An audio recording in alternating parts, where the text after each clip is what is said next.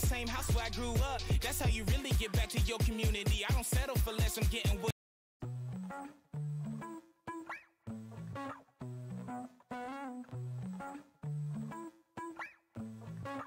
All I wanna do is stay. Here's a little light of mine that I would never dare to find if you and I didn't collide. All I wanna do is stay. You've taken me by surprise. You brought me back to life. You didn't even have to try. All I wanna do is stay. Yeah, I'm flying away to the birds in LA and I won't be back.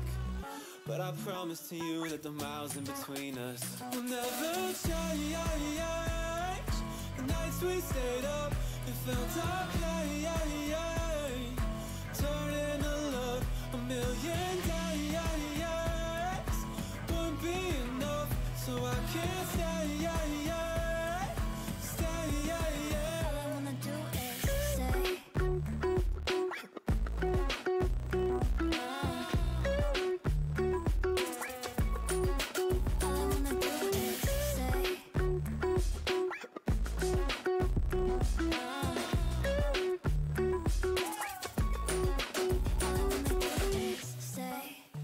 Time I say goodbye, missing you is hard to hide, but baby it's worth the pride. All I wanna do is stay. With confidence in your eyes, you've taken off my disguise. I'll never leave that behind. All I wanna do is stay. Yeah, I'm flying away to the birds in LA and it hurts so bad.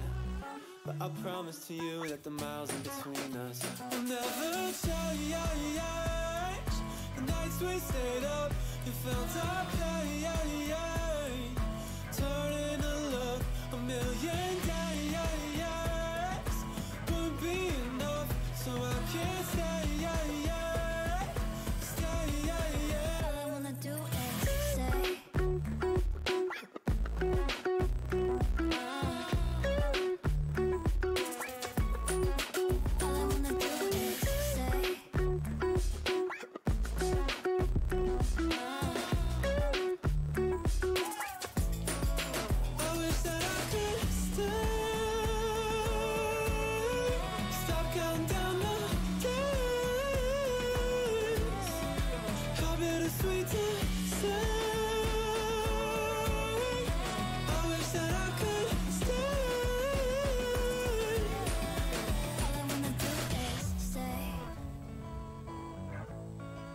All I wanna do is stay. Nothing will ever change. The nights we stayed up, it felt our pain. Turn into love a million days won't be enough, so I can't stay. All I wanna do is stay.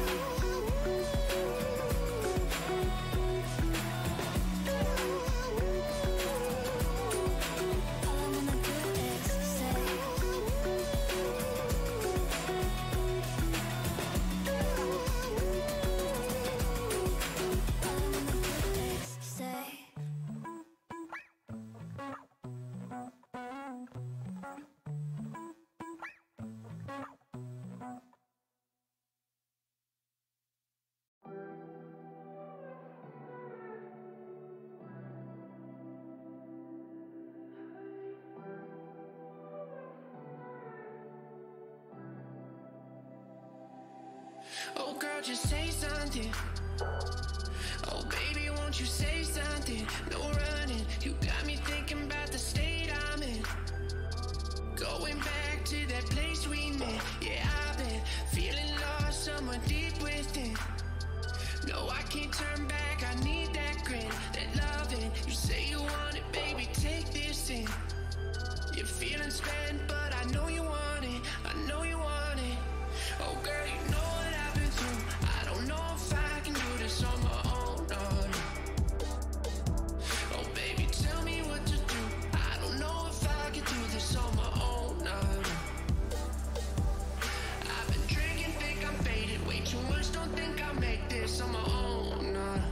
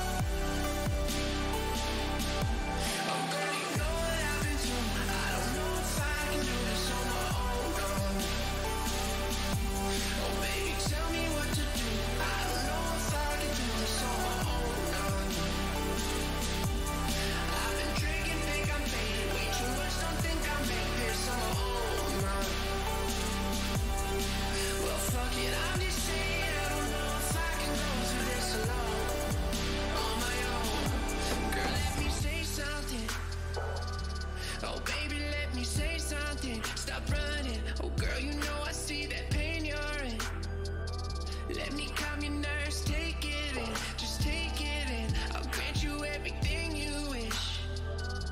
I'll give you all the things you list. Just reminisce, taking back the times we miss. Got you saying that you needed this, you needed this. Oh girl, you know what I've been through. I don't know if I can do this on my own, no, no. Oh baby, tell me what to do. I don't know if I can do this on my own, no. I've been drinking, think I'm faded. Way too much, don't think I'll make this on my own, no. Well fuck it, I'm just saying I don't know if I can go through this alone. On my own, oh nah, nah, nah,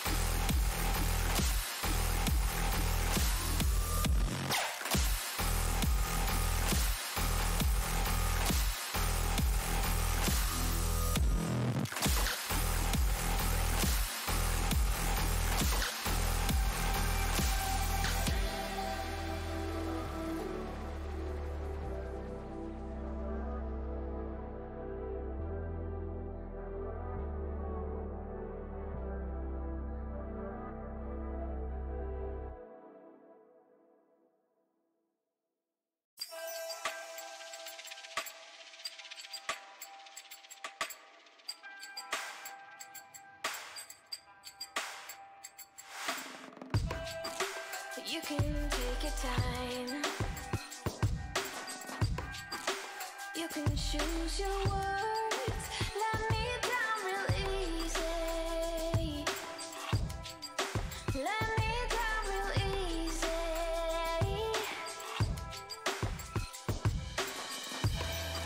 Well, I'm doing just fine. Because I caught your lies. You say that it's you, not me.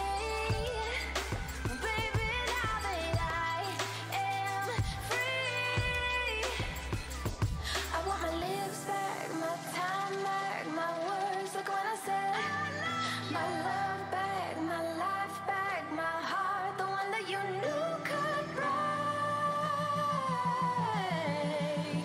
the one that broke with your confession.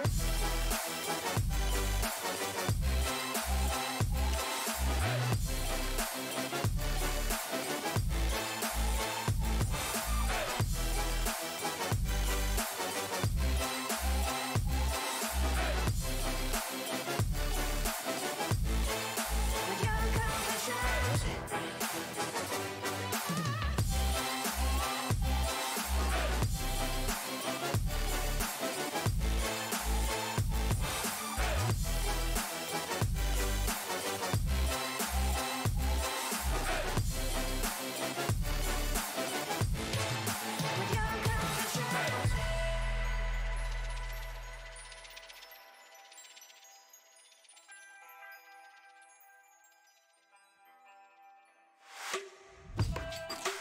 I'ma let you speak. Let my silence reach. Babe, I'm real quiet. Babe, I'm real quiet.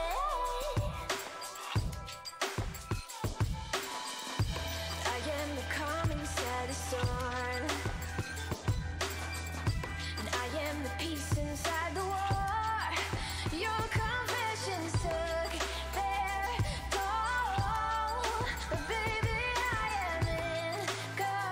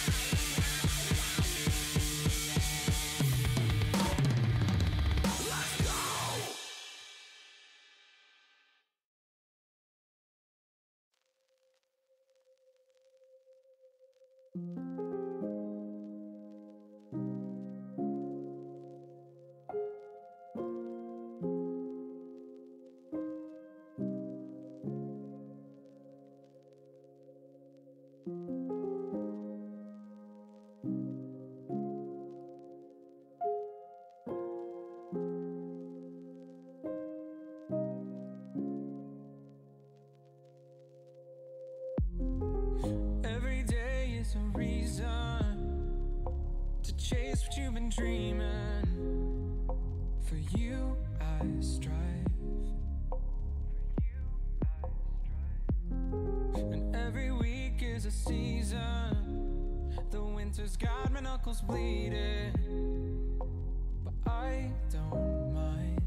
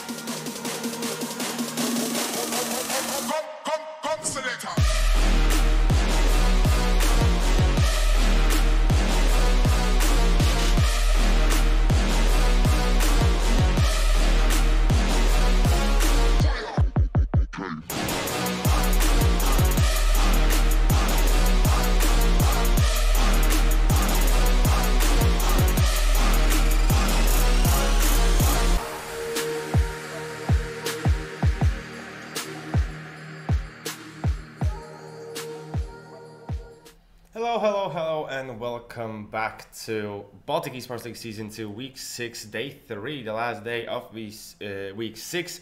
As of today, afterwards we're going to have only 2 more weeks to figure out who's going to go to the Grand Finals to HyperTown Tallin in Saku, Suurhall on 20th and 21st of October. Tickets for sale on HyperTown.pro.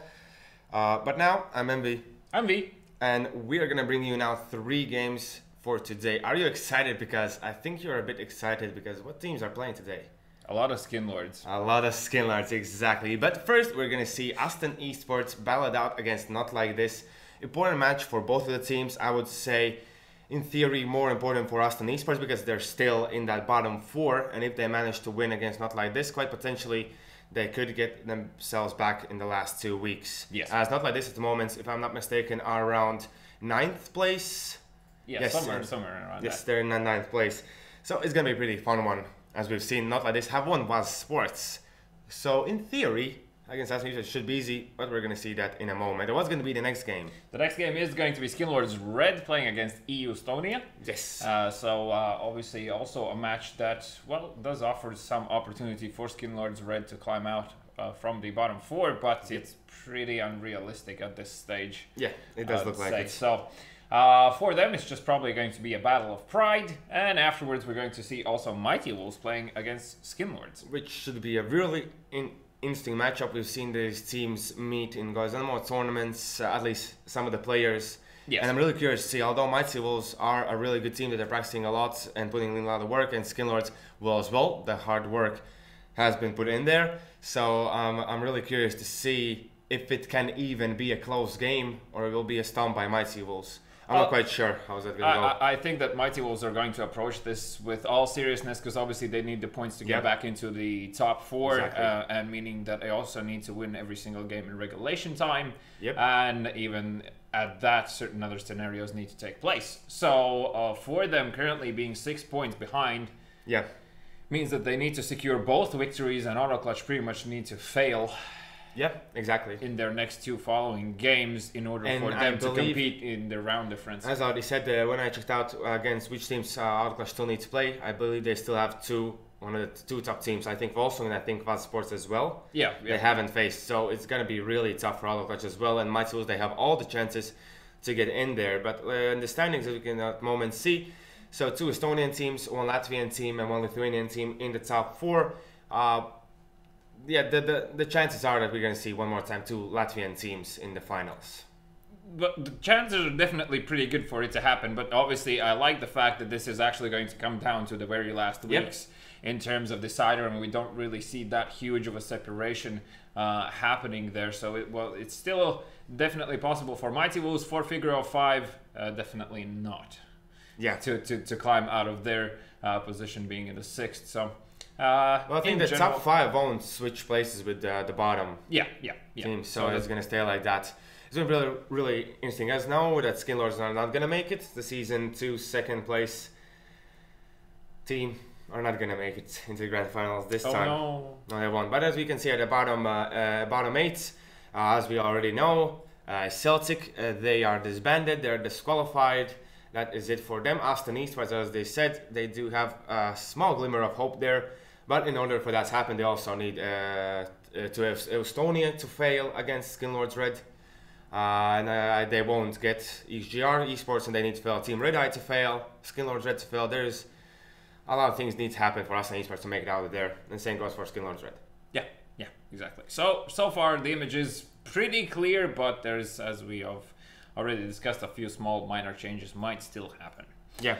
And before we turned on stream, we did order a food from Vault, but we already got it, we already ate, and you have the same opportunity. All you need to do is type in the chat #Vault, subscribe to our YouTube channel, and we're gonna send you the coupon for €10 if you win the giveaway, which is gonna happen at a random point in the stream. You should check that one out as well. So obviously if you do win the giveaway, once again, make sure that you drop us an email on bsl@bsl.pro. Exactly, and as I already said, check out HyperTown Pro and BSL.pro for all the information that you need. And of course, on HyperTown Pro, there's also early bird tickets available for sale. As I said, only for 2 more HyperTown days. Tallin, only 2 more days. 2 more days. So don't miss the tickets on the best prices. But let's talk about some CSGO that we're gonna see. The first match, Aston Esports against Not Like This. On the side of Aston Esports, we're gonna see Zvede, Alin, Christian, Hencha, and Serex. And for Not Like This, we'll see Prokas, Dreamas, Halflex, Kalinka, and Fanet. Yes, with the addition of Kalinka, Not Like This are looking pretty good. Yes. They're looking really strong. And against Aston Esports, they shouldn't have too many problems along the way. Do you agree with that?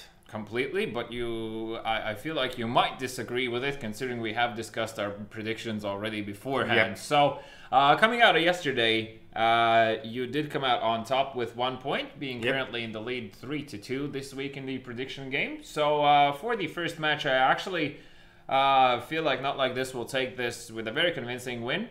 Okay. And I put down that it's going to be 16-6 in the fashion how they're going to take it. My judgment was based off the fact that for AST and eSports, there's a lot of pressure on their shoulders currently. And whilst, yes, yesterday's performance initially was good, as soon as they started to lose rounds, consequently, they weren't able to come back into it.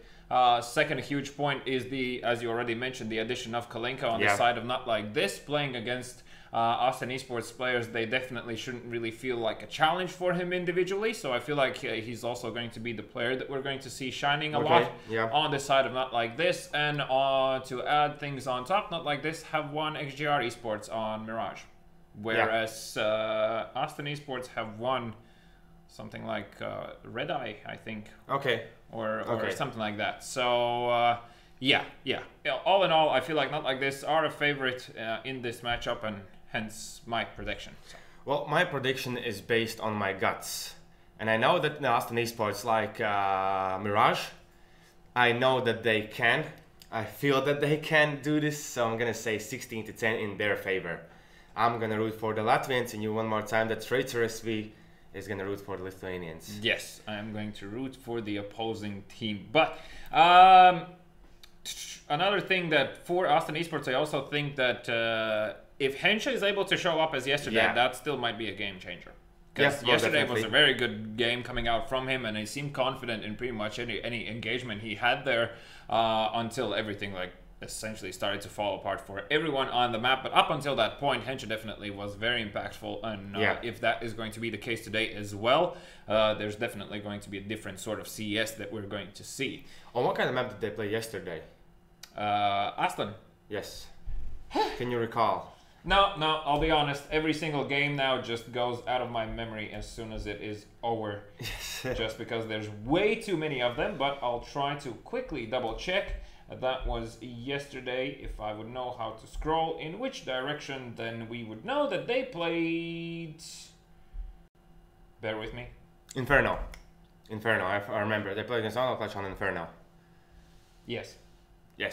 So I think as well, the fact that they're going to now play on Mirage, I think that Zvede with the AWP could be a bigger nuisance in Mirage than he was in Inferno, because he was quite quiet, and their money situation at first was good. Then they got wrecked and they couldn't even get the AWP one more time up and rolling. Yeah. The same thing as well, I'm going to mention it one more time. Christian, he was quite quiet yesterday. So I really do hope that he's going to be one of the impactful players on the side of AST and eSports this time around. And did they start on T side, AST and eSports, or on CT side? They started on the T side. On the T side. So here as well, I'm guessing if they're going to start on the T side as well, it could get them kind of confidence boost going into the CT side, as if they're going to get enough rounds here, as this map is based on which side? On T side? I'm not going to say it. I'm going to say it. Because apparently I've said that it's completely CT sided, so I'm still waiting for that moment. That yes, I still hadn't had the time to check, because actually, it won't be even possible to check. There's so many hour material. Hey, like your call. Okay, I'm gonna try it, because if I remember correctly, if I find that, then you're giving me 5 free vault deliveries. You're gonna order it for me 5 times. 5, yeah. You think you really? No, think I remember I said a different number, but we'll settle for 5. It's fine. Oh, okay. Oh God, I already messed up. Well, there we go. That's a free discount for me, in case I'm wrong. But I'm pretty sure I haven't said that Mirage is completely CT-sided. Perhaps in a certain matchup, but not the map itself. Okay. But that will be clarified within that moment. So still. Okay. Deal. Because we're talking about the map in general. So. Oh, and I see that there's going to be a stand-in for AST and eSports. Nopper. Yes. Okay. I really don't think that changes much. You really don't think that changes much? I know much? He's individually good, but still, in order for you to perform here, individuality is not going to gain you much. If you are that is unable, true. like not like they still have a lot more experienced players on their side, so it means nothing to me that he's there. I'm sorry, Nupper. Oh, okay. But as well, like, not that they were not looking so good at first, but now with the one player addition, Kalinka, you're putting them already in higher spots. Yes, of course, it's the same as HS playing and standing in for games. Yeah. Like Okay, it's a complete game changer, and Kalinka's individual play, and also the fact that he's able to pick up a rifle or an AVP, and also he likes to play extremely aggressively with the AWP. Can be a huge nuisance for these AST and esports players, because if you are not used to playing against super aggressive AVPs, oh my god, that's such a pain. Because the guy will get a free kill and instantly will fall back, and you will start every single round with a man down. You're gonna have that gut feeling that just everything is completely wrong within the first 20 seconds. And then the question is, are you mentally capable of, or do you have enough experience to deal with that situation?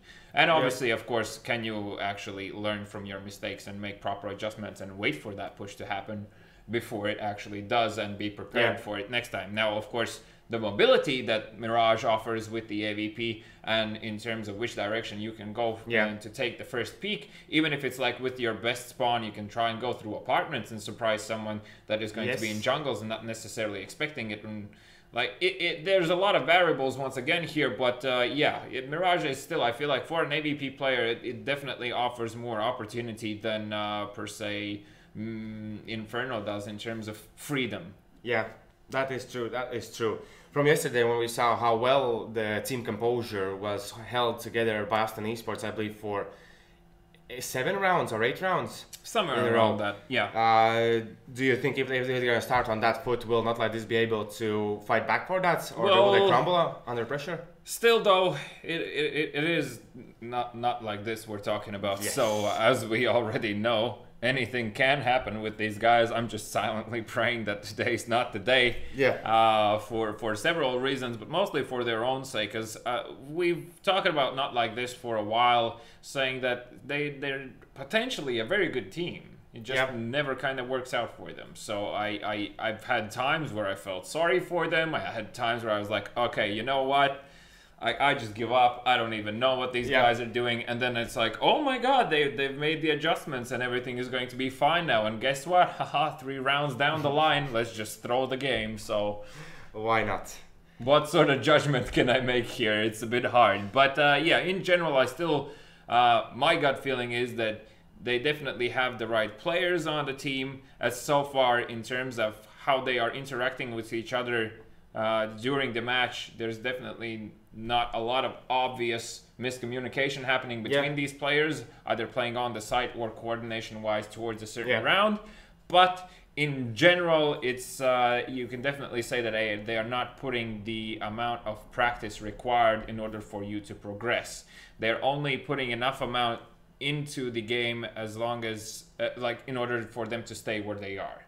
So they might be practicing, but they need to amp up that number at least by another 2 hours per day, I would say, in order for you to see like an increase in terms of what they can actually do. And there's a lot of other things they should do, pay attention to in general. But that's probably one thing that I really feel like they should practice more as a team, because I don't know, are they even attending any leagues or? I'm not quite sure. I'm not quite sure. They were in season 1, they're in season 2 as well with a different lineup. Maybe they're just gathering together to play in the Baltic Esports League. As well could be the case. But like knowing how well Kalinka plays, Halflex, Fnatic, like all these players, almost all of them, I feel like they are striving for. Well, there's a reason why you're there. Like obviously, yes, like you can play this sort of tournament for fun, but I mean, I don't know, then you're just a huge fan of esports but don't really want to progress that much. But all of these players already have invested so many hours into this game, it kind of doesn't really make sense. Why would you do it then? You know, so once again, this is probably something that only the actual players will be able to comment really on themselves. This is us just pretty much spectating off of what we've seen so far in terms of performance. And do we know who in whose spot Nopper is standing in? Do you have that information? Let me see. I should have it, but I don't. You don't have that information. Wait, I'll try to find it. Because I'm curious to see, as there is who has typed a lot in their Okay, Zed, Hench, and Upper Christian, they're already in the server. He could be standing in for Allen, maybe. Yeah, maybe. I don't see any ID changes in the main chat, so okay, perhaps something behind the scenes has happened. Yeah, exactly. So one more time, we did give our prediction. So I'm saying 16-10 in favor of Aston eSports. You're saying 16-6 in favor of Not Like This. Like even now when we talked and everything else, do you really think that could be that big of a stump? Yes. Still, like nothing will change your mind that this can be a stump. Yes. Okay. Because I feel like Not Like This, having the opportunity to at least gain some sort of final confidence boost. One thing, second thing, the map being Mirage, their previous success on the map, the addition of Kalinka, and I'm just presuming here that they'll get off on a good start. Okay. And in which case I feel like Aston eSports are going to be really struggling to shut them down, and therefore I still think that it is going to turn out as it is. Of course, unless we need to use Not Like This in the bad manner. I really hope I won't have to do that today, but once again, that logo is going to become my mental meme for a lot of scenarios, as I've already started using Oof's nickname in my daily linguistical Oof did it really leave thingamajiggy. I think in you after that. Oof, in general, with the nickname? With the nickname and with the fact that you need every time the he dies, you punishment, need it to like. The squats, of course. The squats was not something I particularly enjoyed. More so, not to say in that specific moment. It was the days afterwards, not being able to really walk up and down stairs was. Because I really have to say, when we started Duck and everything else, I felt so like alive, so pumped up. It was a bit easier. Me too. Until about the 60th squat, then I was like, okay, exactly, should work out more. Yes, most definitely. But let's jump into the knife round and let's see how these players will make this one work. Who's going to take down who? We can see Boston Esports quite passive with the first approach. As now at the moment, 4 players left live on each side, but Kalinka dies, only Halflix remaining, so it's gonna be Aston eSports starting on the CT side, I do believe, because Halflix, there is no... Have you ever seen a player with 45 HP kill 2 players with 100 HP? I've seen a player with 1 HP kill 3. With a knife? Yes. Really? Oh my goodness, was that you? No, that was Image. Really? Was he? He's actually really good with knives. Oh, okay. So I don't know. He and we have the information that one more time our sound is not on. I'm not quite sure why. As I do believe the camera is on us at the moment. Right. Then put it on us for one moment so I can try to fix these sounds. I'm gonna check out. What did we do yesterday? Quick double checks, triple checks on everything. That is correct. We just restarted the game yesterday, didn't we? As in, yeah, we did restart it, but that still didn't, I think, fix it. It did. It works? It now works? Oh, yes, so yesterday it did. Then we'll need to after this game probably. So one more time, we're gonna give you some insight in the new voice pack that could be something something fun. Hopefully. Right, V? Yeah. Just end my misery. Let's just see now. It's gonna be okay. 3 players heading towards the B side. They're gonna even split the B side, not like this. 3 players to apartments, 2 players towards the side. Let's just see now. Nopper, as Christian's already found 1 kill, but Fanet with the answer. As he's gonna get 1, he's looking for more. Christian, he's being tagged out from both positions. It's gonna be pretty tough now. 3 players for the retake. Can they get the kills? As Dreamus one more time is gonna find a headshot.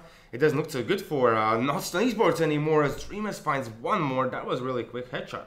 Yeah, extremely confident from them, but Serex has found the bomb in apartments, and now, well, you can't really almost jump simultaneously. One needs to act as bait, as they'll be jumping up on the balcony here. Actually, all 3 players have managed to get up, and even Kalinka gets him out of the game before the bomb even goes down. So, happy days, not like this. Starting off strong and picking up the first round here does mean, of course, that AST and eSports will be forcing up here whatever they can. That should be pistols and armors. We're actually going to see 4 Deagles and 1 CZ in the hands of Nopper, as Halflex is going to be making his way towards these B apartments. The bomb is still down towards A, so looks like that not like this will just be spreading out evenly throughout the map, making sure no pushes are really happening here. Zvede taking a bit of damage in middle, and Prokus aggressively towards that short position with the Mac 10 in hands, is looking to see if he can spot any players close. There is a player in short, and he should be careful for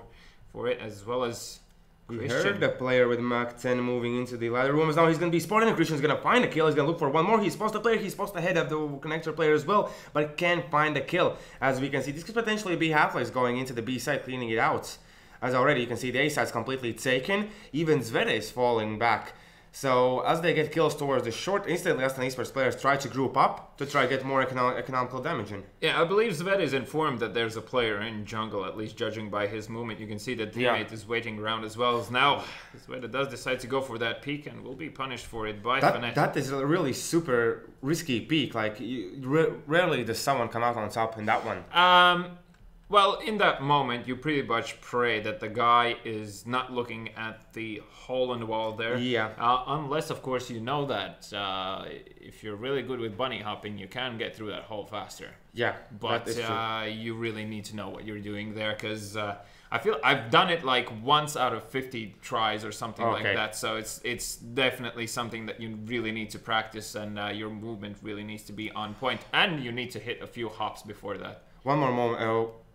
Question for you, more so, as Nopper has found one. Even very interesting, as he deals so much damage. Oh, he ran out of bullets. He dinks Dreamus down to 1 HP. Of course, he will be falling back there. So, still 2 kills for him, and good economical damage done on this side of Not Like And This. if he managed to save this AK, it's already pretty huge victory. Dreamus even dies to the bomb. Yep, he had only 1 HP. Bad luck. Okay, now the question: when you shoot out the vent from the CT side, when you shoot it out to move into the window room, right? Yeah. Same one. Is it faster than just getting a cut with a knife to get in the window position? Usually your teammate does it for you. Yeah. So you would run with the knife out, and therefore you would save that small amount of time in difference. So but there is a time saved in that one. Yes, there is time saved if you Let's shoot just it see out. now. A rush towards the B side, as Nopper is going to be there with the AK. Let's see how well can he use this one. The standing frost is instantly taken down. Oh, so unlucky there for him, as already you can see the aggression from Not Like This is up there. Kalinka already has found one, Fnatic as well. And now let's see, is there anything else? He's going to be knifing. There's actually a player on top of him. He almost gets the knife, as Halflex will take him down, understanding that he's stuck in something that's definitely not a wall. Christian now with Mac 10 does find Dreamus and is able to pick up the AK. Good job from him. Even though the next round is a buy for the side of AST and eSports, obviously an extra rifle is a lot of money saved, and that means extra utility here. And Prokus might just find him as Christian. Quite unfortunate news for him. 3-0 in favor of Not Like This, and now let's see. Christian is potentially capable of buying the op here if he goes for the small armor, and he's gonna do that. So he's gonna be passed on to Zvede. Christian's gonna play with the M4. So now curious to see, as Kalinka as well has picked up the op. He didn't go for any kind of spawn position and anything else. I think before, like, Dreamus is playing with the op, and now Kalinka is taking over. Yeah, well, Zvede already with the peek through the smoke, misses the timing in that one, and I feel like a few of those terrorist players were sweating there as the bullet passed through them. But through the smoke, Fnatic finds Serex towards connector here, and Christian hears a few of these players in short. Dreamus, you really need to check those corners. Nopper now coming in with another 2 kills. That will be only Halflex and Kalinka remaining here, as Halflex goes down. Means Kalinka does find a... He doesn't find the kill, and he's still alive! The movement is really good for this guy, but now he has to find 2 players, as he's gonna one more time miss. This is not looking too good for him. Oh, and that must be annoying. This most definitely, as players are getting closer and closer to him. He needs to really figure out how he needs to deal with this. One's going to peek out. He already by the player, but he does not get the kill, as he's going to be pushed there by Zvede. And that's going to be the first round for AST and eSports, as they even saved 2 ops in process. Yeah, I really feel like he shoot that shot initially towards the right-hand side of the map, at the site itself. Yeah. but wasn't the case, and slightly weird. Yeah, just to add on top of you asking about knifing the actual hole, or if someone shoots through it, there is a risk that when you jump towards the hole to knife the metal thingy out of the way, that you might actually hit the wall if you do it too fast. So then you are messing yourself up. Well, when your teammate is doing it for you, then you just know you can just run up straight with a knife and not be afraid of anything. So that's just a matter of practice. Hench will find Dreamus here towards A, but once again, Fnatt coming in here will find a kill of himself, and also Prokas did manage to pick up one more in the beginning of this round. Means that only Serix and Nopper are alive here on the side. Yes, and Zved unfortunately got dropped from the server while he was still alive with the op. Yeah, that's a tilter. That definitely is one, as Serix is going to find a kill at least on Prokas, Fnatt with the kill on Nopper, and now if Serix doesn't save this op, which at the moment... It's funny, like, look at where the terrorists are and where the bomb is, and it's just like, so I'm curious as well. Well, the problem is, we saw this yesterday, I believe, where the bomb was left behind a few times, and ooh, Serix, you really need to hit those. He doesn't even get away, he got stuck behind that corner there, and Halflex, of course, with the bullets in the back, did slow him down. The technical timeout does come through now, and can we try and use this to restart the game or something, and see if we can... We can try to get that. So I'll put the camera on us for one moment, it's already there. I'm gonna quickly try to restart the game now, as hopefully they're not gonna... start the game too soon. We might miss a round. Probably not. The guy's just connecting, so...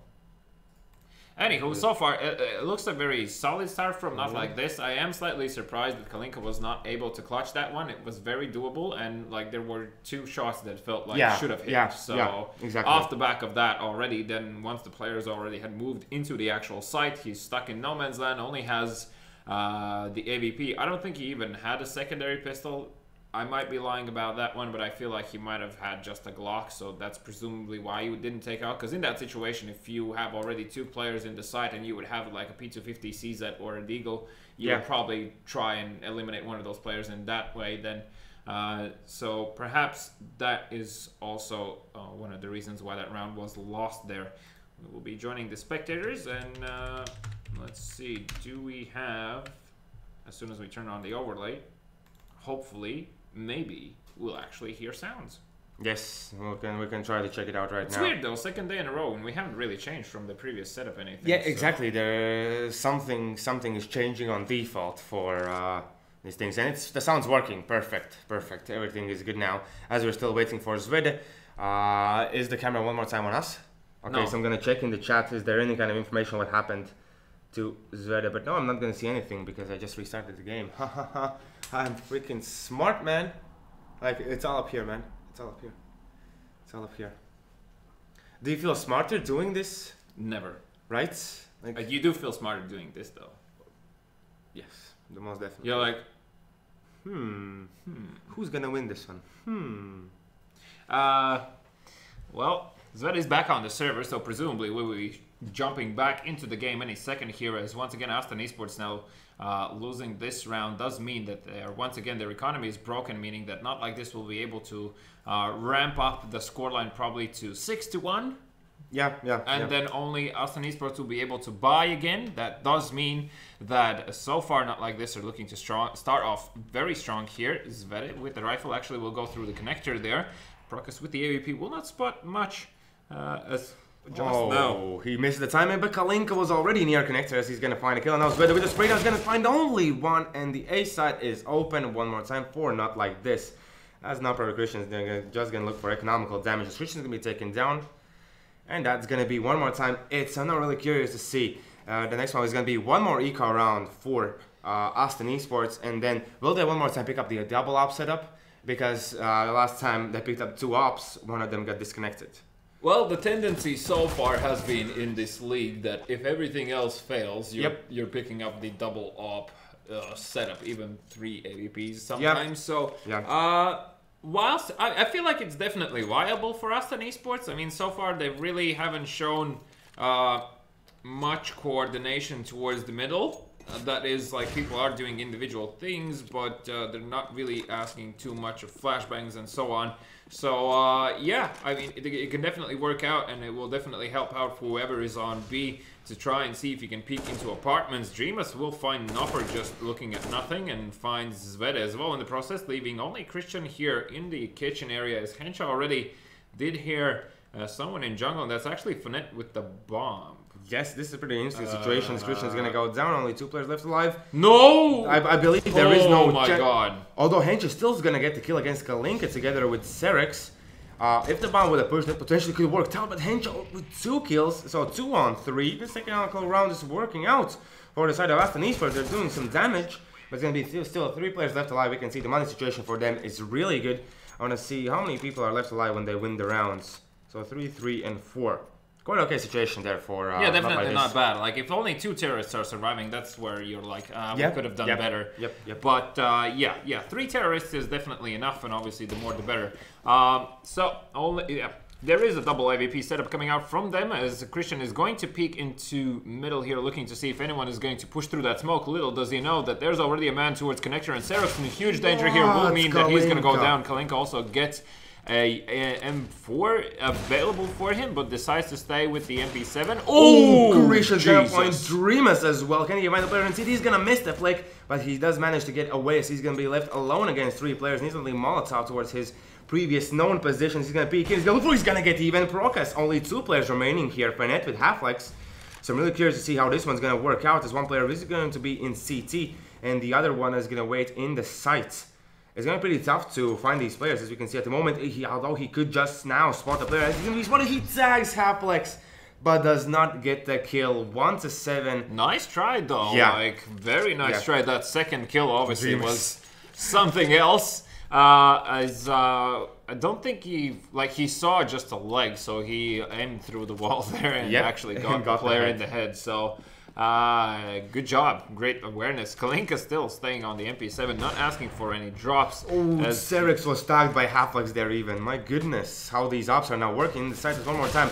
The unstoppable aggression from Not Like This, it seems like it's going to be the theme of this game, as even the bomb is going to get dropped down. Why jungle bomb? Hello? Maybe now Kalinka is going to understand that maybe rushing every single round is not the answer to winning.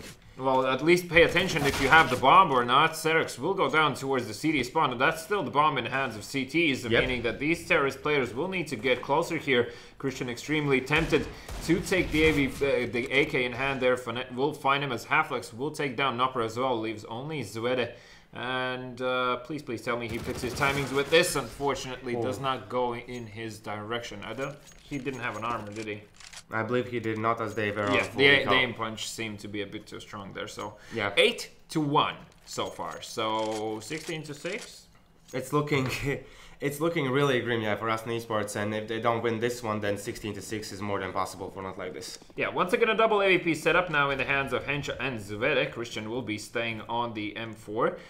They also did try to abuse spawns previously, so as in Christian picking up the AVP going towards middle. That's why I felt like something's weird there. And as I say that, Fonet already has found Christian, speaking of him, and now Nopper on B will find one and needs to go huge. Finds the second, looking to get the third, will go down there, as Hensha now with the AVP is going to be peeking towards car. Will not find anything. Both window and the exit from the kitchen is smoked off. More utility available on this side of Not Like This, and Kalinka with that flashbang definitely spotted those players, so he's going to be asking for one more most likely. Procas will take down Serex, and now this more so feels like AST and eSports can't really do anything. They're being so pushed. You can see even like it's going to be knife kill there happening. Kalinka, yes, I missed the action there, but Kalinka did get Zvede as he just pushed into the kitchen there. That's probably the final nail in the coffin mentally for us. Yeah, that could be the case here, as it now the tactical time was going to come through pretty late, if you ask me.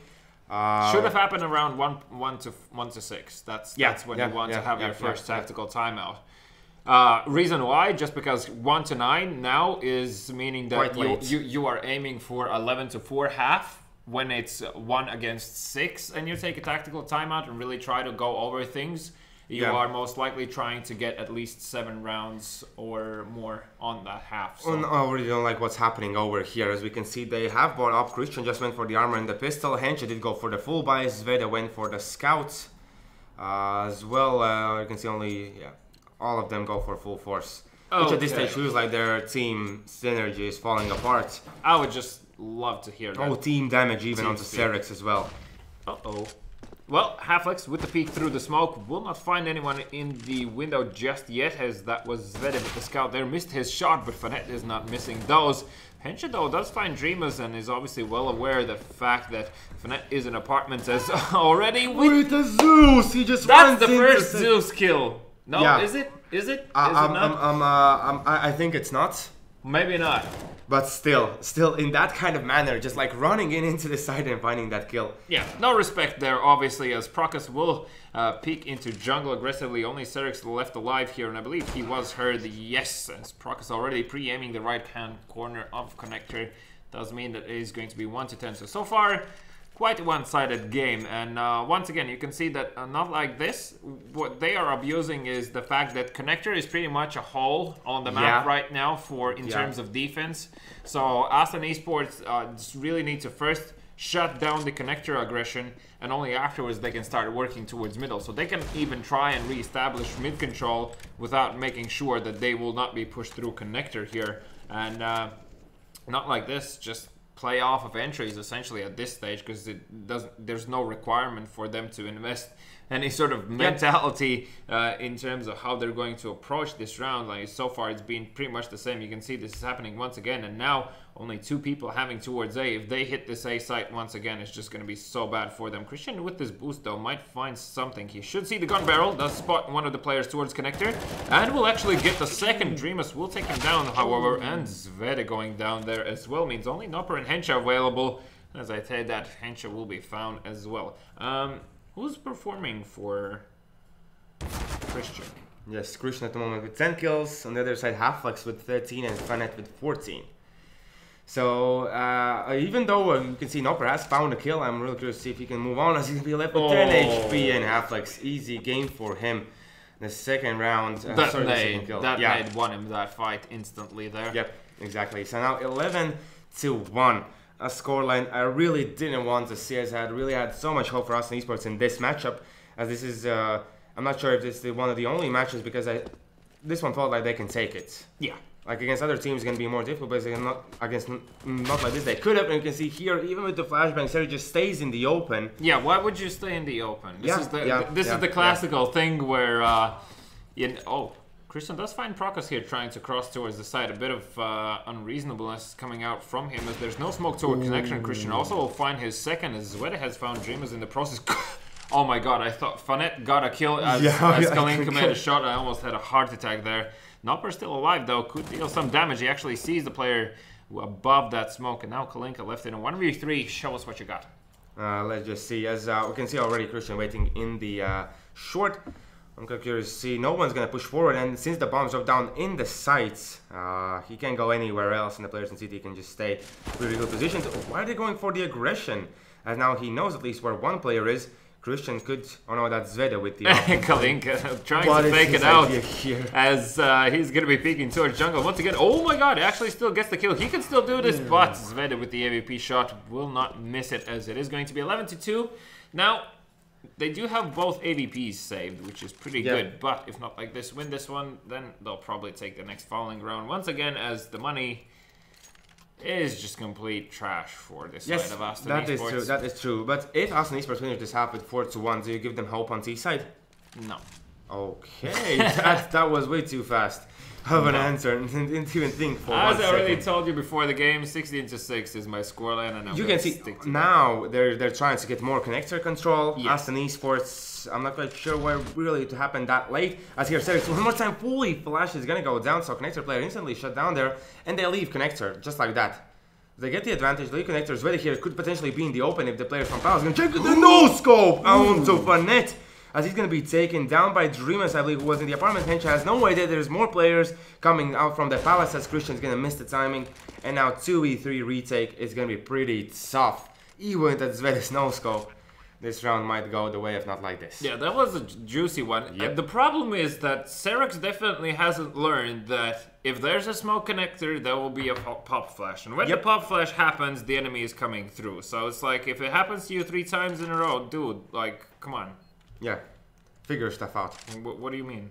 Yes, now let's see. It's going to be Dreamers here in the player towards Connector. Will it be Christian who's going to spot the player towards Ramp? It's going to be Dreamers with the kill. Christian's going to tap the bomb once, but instantly Halflex comes out from the T ramp and is going to take him down.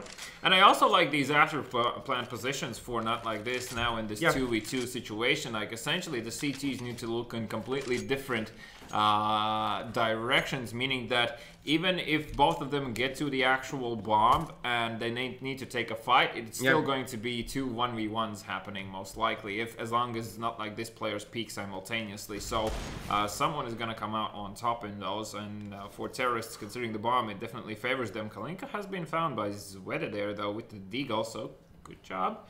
But, as I say that, Procus will find Hench already here. Halflex not paying attention towards the possibility of short, where Christian has definitely been a nuisance. And as I said that, both Procus and Dreamers picking up kills. Dreamers also will find the previously mentioned Christian there, leaving only Nopper alive.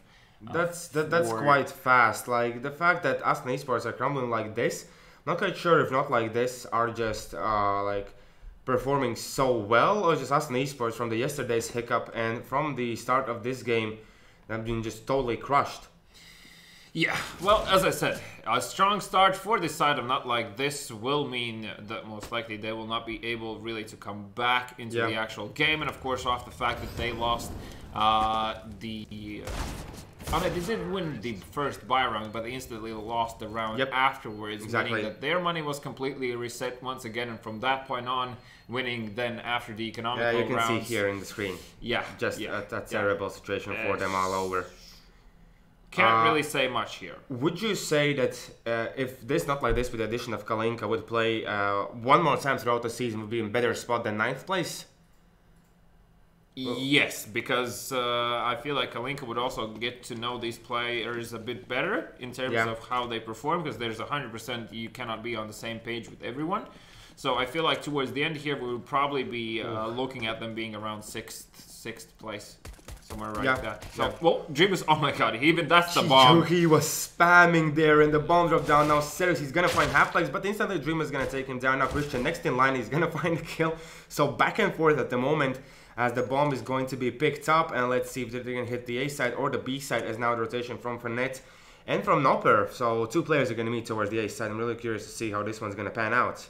Yeah, someone should be jump spotting those B apartments right now just to see if there are still players there or not. Nopper being already in jungle could potentially turn out to be a bit of a surprise here. Process should understand this, and yes, Nopper does come out on top here now. Fonet with the peek towards Connector will spot the player, actually gets another bullet in that body, as Fonet now needs to go for that reload, and he's being pushed in the side. Good job of staying alive so long. He actually gets the kill, and unfortunately, Christian will come out on top in that one. 2 against 1. Kalinka once again put in a position where he needs to take these battles and needs to fight for his life, and now in no man's land is going to be baiting out these shots, but of course being stuck in that same situation as the last round where Aston eSports players cannot really do much there. Exactly, so now let's see. Not like this, since they lost the first round, they're going to be on the Force, and we know how well Forces potentially work out. But since they have 3 AKs and 2 Galils on the side of Aston eSports, so they're going to play careful.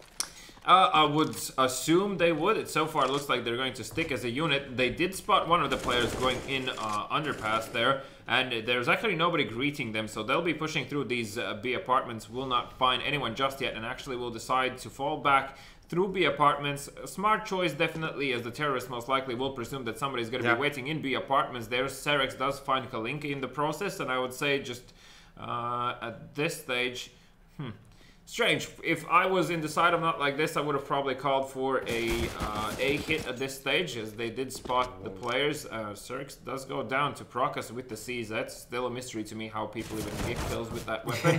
Dreamus now even gets another kill in a longer distance with the CZ, so please, okay, Gabon.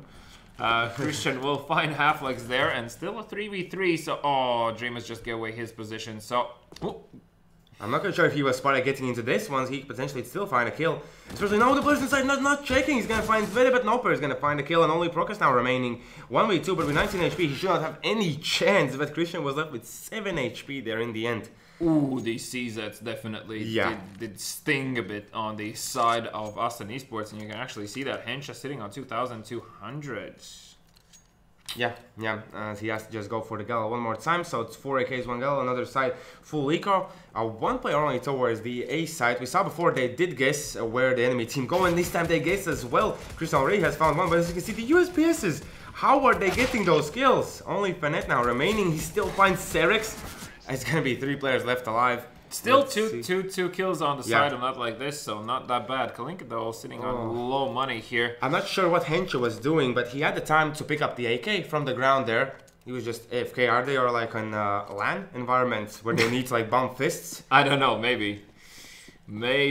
Well, 13-5 here, still in favor of not like this. The first buy round coming out from them. Kalinka only with the scout, but still is going to be looking to anyone pass through this smoke. Serex instantly will be able to trade back towards that damage and will find the kill. We're just seeing now Fanet now from the connector trying to find the players as well as they are now. We can see not like this are doing a bit different approach. Most of the time, Austin Esports had at least one player in middle and window, and rarely there was someone in connector because he was killed off early on by Kalinka. Yeah, well, Fanet now realizing that the smoke is fading, nobody's going to be pushing through it just yet, and then with that deep smoke towards short does mean that there's players going to be moving into connector here. Hencha definitely needs to be careful here as Fanet has found one, looking to get the second, almost gets the transfer there. Halflex also has found Zved in the process, so now instantly a 3 versus 2 situation. Nopper looking to get that kill towards short, will not be able to do it, as only Serex now remaining in middle with those shots towards short also gave away his position. So and that is 14-5. 14-5. This looks like it's going to be a force for the side of Austin Esports.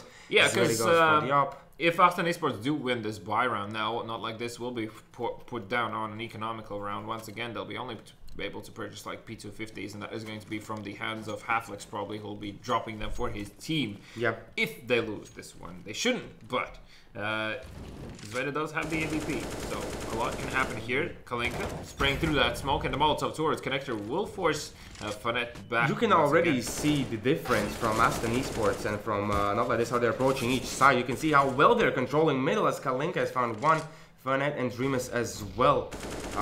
Just this presence, you can see the players are just dropping down. Serex will find a kill in return, but instantly Kalinka is going to kill off Christian, and Serex already has 2 kills and still has to find 2 more.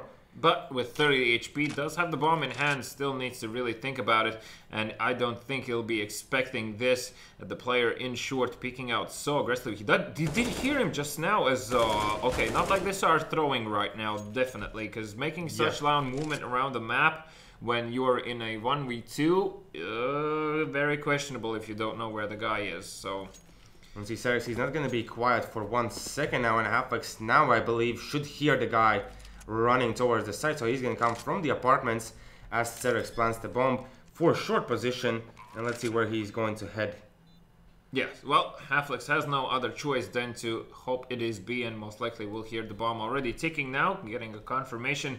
Serex being with 12 HP does go for that spot in the forest behind the small brick wall. Actually quite an okay spot, but obviously Halflex will be... Oh my god. No way, and that is it. 15-5. As you already said, Aston Esports are going to be on economical round, so basically forcing up the most money there is for Serex. 3.9k on the other side. It's going to be as well not the best buy for not like this, but it's going to be, I believe, enough to shut down Aston Esports, and that will be it for them. Yeah, so well, for them, I can't really say much. I mean, we've only seen a desperate attempt at a comeback, not really any sort of game-changing approach from them. Kalinka with that flashbang is just going to give a few seconds for the terrorists to try and understand, is there a peek happening, is there not? And Kalinka winning with the MP9 from window with the MP9. And all players are in middle, by the way. All of them. And he still managed to get killed without being on straight completely. Nopper has found a player towards short. And at least good news for the side of Aston Esports. Now 4v4, and Kalinka is going to wait near the smoke, ring the smoke, and with that flashbang is going to peek out, he's going to look for the kills, he spots the players, he even finds it. Oh my god! What? How is that even allowed? That's no way. Now Serex, last man standing, 1v3 here in this scenario, is going to look for the flash and look for the kills, but with what Kalinka did, like, at this stage, just just end with pride. Yeah, you shouldn't. That shouldn't be allowed. Like Xerix will find one, but that is going to be. It's 16-5. My apologies, not 16-6. Yes, my goodness. The fact that you said like the Kalinka, how aggressive he plays and he will be able to dictate the game, that was completely it. Like there is no question about it. That's how you usually try. If you are in terms of experience, if you are like say a lot above your opponent on paper, and if your playstyle fits the aggression, just abuse it as much as you can. Generally speaking, these players don't know how to deal with that situation. They also don't really feel the timings of when you're going to peak. Aggressive players try to abuse off timings as well, just like a weird moment when to peak. And if you have the aim and skill for it, then definitely a Kalinka also has the movement for it required. Please. So definitely was a nuisance. But big props also to Halflex showing up once again. Here in this game, pretty much everyone on the side of Not Like This were playing great. For the stand-in in the form of Nopper, basically the only guy really showing any resilience on this side of us and esports. So Christian, he got a few flashy moments with the op there. So as well at this stage, I would say probably expected from him to do so. Nice try, but definitely Mirage is not a map that you want to that could be the case, because as I already said, you didn't see any kind of strats coming out, any kind of anti-plays. In Mirage, they're pretty default and standard anti-plays. And for Not Like This, I feel like also it felt like a slightly alleviating feeling that you have the initial game when it's 1-6 and you are on the terrorist side, being say as a player on in the lineup of Not Like This. That's already the moment when you know 100% this game is going your way. And unless you make some silly mistakes, and not even one, but like a few solid mistakes in a row and a few rounds in a row, this game should be an easy close. And they just made sure that's the case. Like they didn't really overstep too many boundaries. Obviously there was a few pushy plays. I'm not really a fan of the fact that the bomb was in jungle a few times. Once by Kalinka, once by Fonet.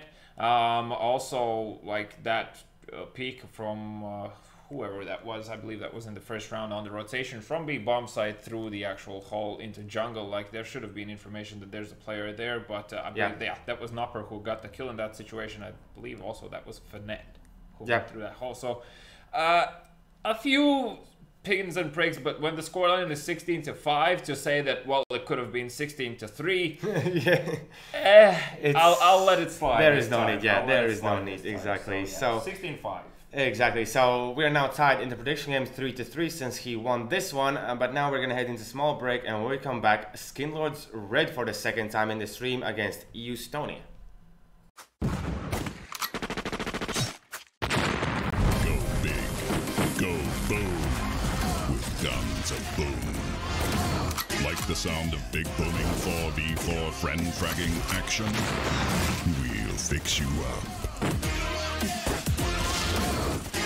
Go big, go boom with Guns of Boom.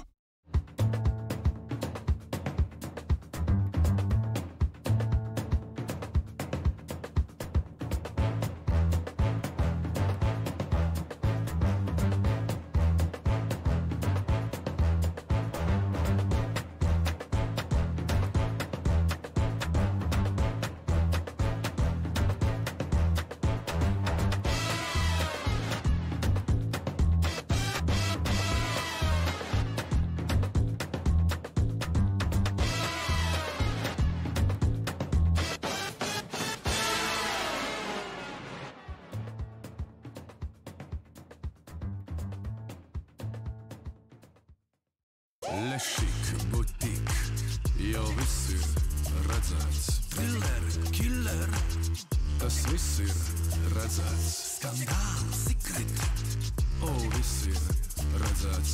Creepy, crazy, jā, viss ir redzēts. Pārsteidz mani, pārsteidz mani, pārsteidz mani, un tagad pārsteidz mani. Lūdzu, jaunā Helio interaktīvā televīzija nomaina Lattelecom ITV. Televizors, tālrunis un planšete darbojas kā viens vesels. Tagad pārvaldi un aizraujies pilnīgi jaunā līmenī. Izklaide progresē. Helio.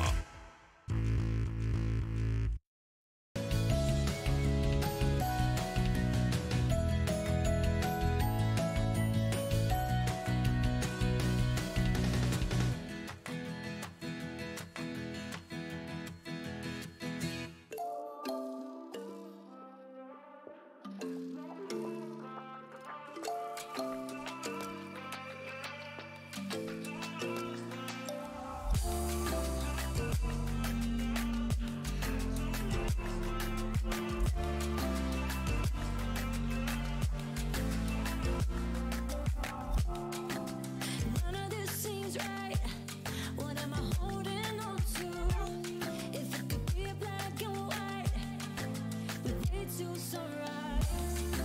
'Cause I'm not gonna stay for a second last chance. But none of this seems right. What am I holding on to?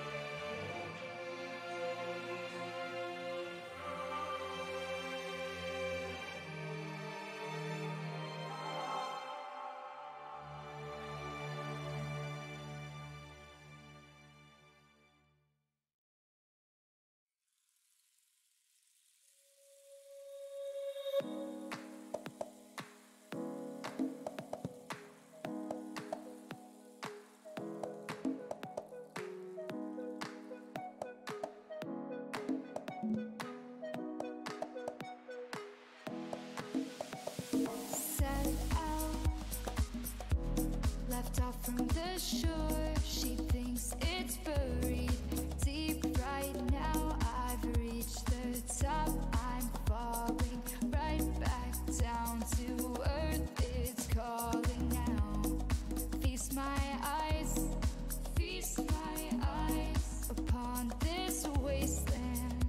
Right now, the map's becoming clearer. It's all in my perspective.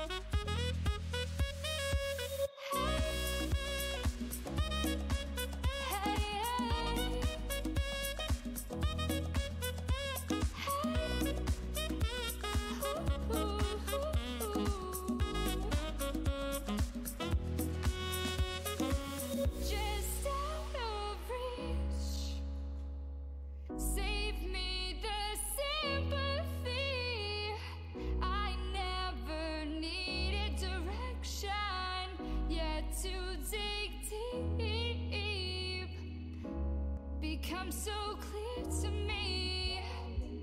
Not all treasures buried, it's all in your head. Just try to hear me out.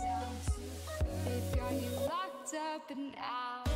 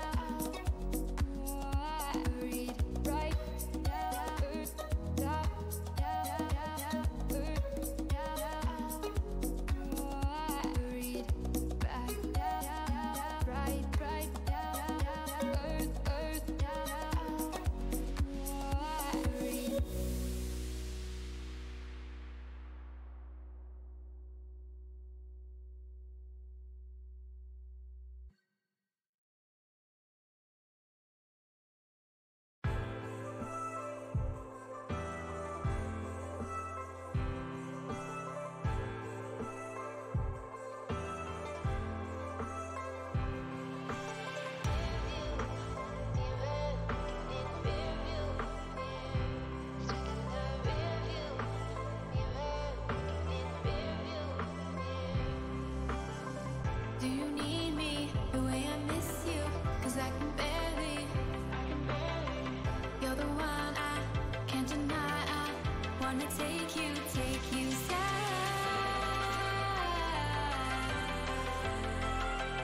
Take you sky.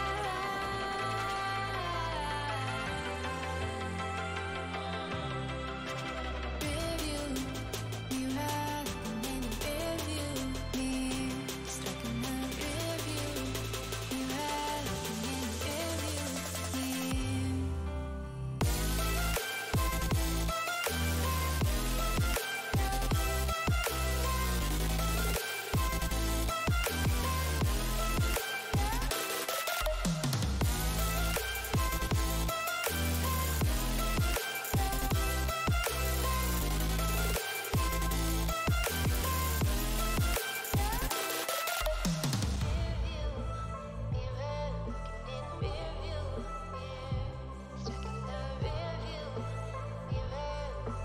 review me. Do you need me the way I miss you? 'Cause I can barely. You're the one I can't deny. I wanna take you sky.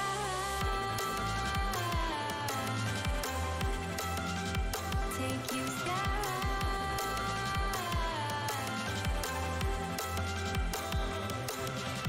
Review, you have in review me.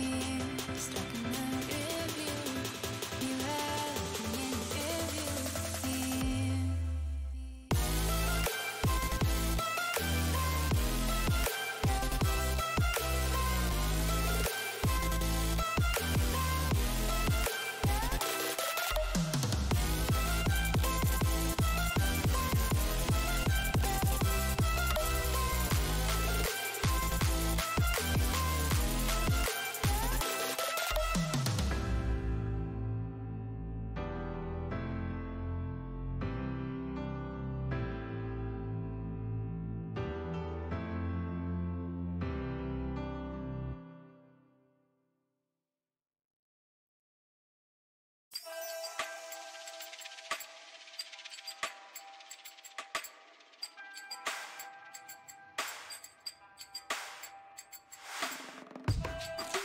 You can take your time. Hello and welcome back. Now it's gonna be the second game of day 3 here in Baltic Esports League Season 2. And both me and we are thinking about where the prediction should go to. And it's pretty tough to choose because we're going to see Skinlords Red against Estonia. And on the side of Skinlords Red, we're going to see Axis, Elvis G, Litterjack, Coldface, and Elans. And for Estonia, we're going to see Yori Gaborik, Ruskarol, Escaper, and Oof. Oof. You really like Oof, I think, right? Oof is now your top favorite player in this league. My man. Last time I saw Oof, it was also on cash. Oof. Yeah, yes. Maybe you want to continue on the tradition of doing squats. Yes. Nah. You're gonna be good. I'm fine. You're gonna be good. Okay. So at the moment, we're gonna see that team at the moment standing in 12th place against team standing in 14th place. So both teams are not looking any good, I have to say. As we have said, Estonia, they're a mix with mixed results. They played good against good teams. They play bad against bad teams. It's mixed all over the place. Yeah, well, as I believe we mentioned in one of the streams, Estonia is a team that's very hard to really pinpoint where they should be in the standings, but definitely I don't think that should be the place where they are currently. I feel like they should be a bit higher. I mean, even like 9th position would make more sense for them than the 12th, but in all fairness, they have had a few unlucky games in the middle there as well, where sort of like everything was going their way and then afterwards they just weren't able to actually gather themselves to close out the match. And one more thing, last week Yori's PC died as well. He did fix it, but now he's saying that he's getting less FPS that he has had before. Yes. So he's still having some kind of issues, and maybe that can impact his play. Hopefully it won't too much. I mean, he's definitely a player that you want to show up on their side. So I really hope that's not going to be the case here. Now, considering the map is going to be cash that is going to be played, that's pretty much one of the reasons why it's really hard to decide as to which direction should we go with our picks. Now, I have made my prediction, and I wrote down 16-9 in favor of Estonia. I'm going to say 16-7 in favor of Estonia. Okay. I'm going to give Skinlords Red a bit less chances here. My reasoning behind the scoreline was pretty much just Estonia did seem to have historically in this season found overall slightly more success than Skinlords Red. Playing on cash, that is. Both of these teams have had a few games on it.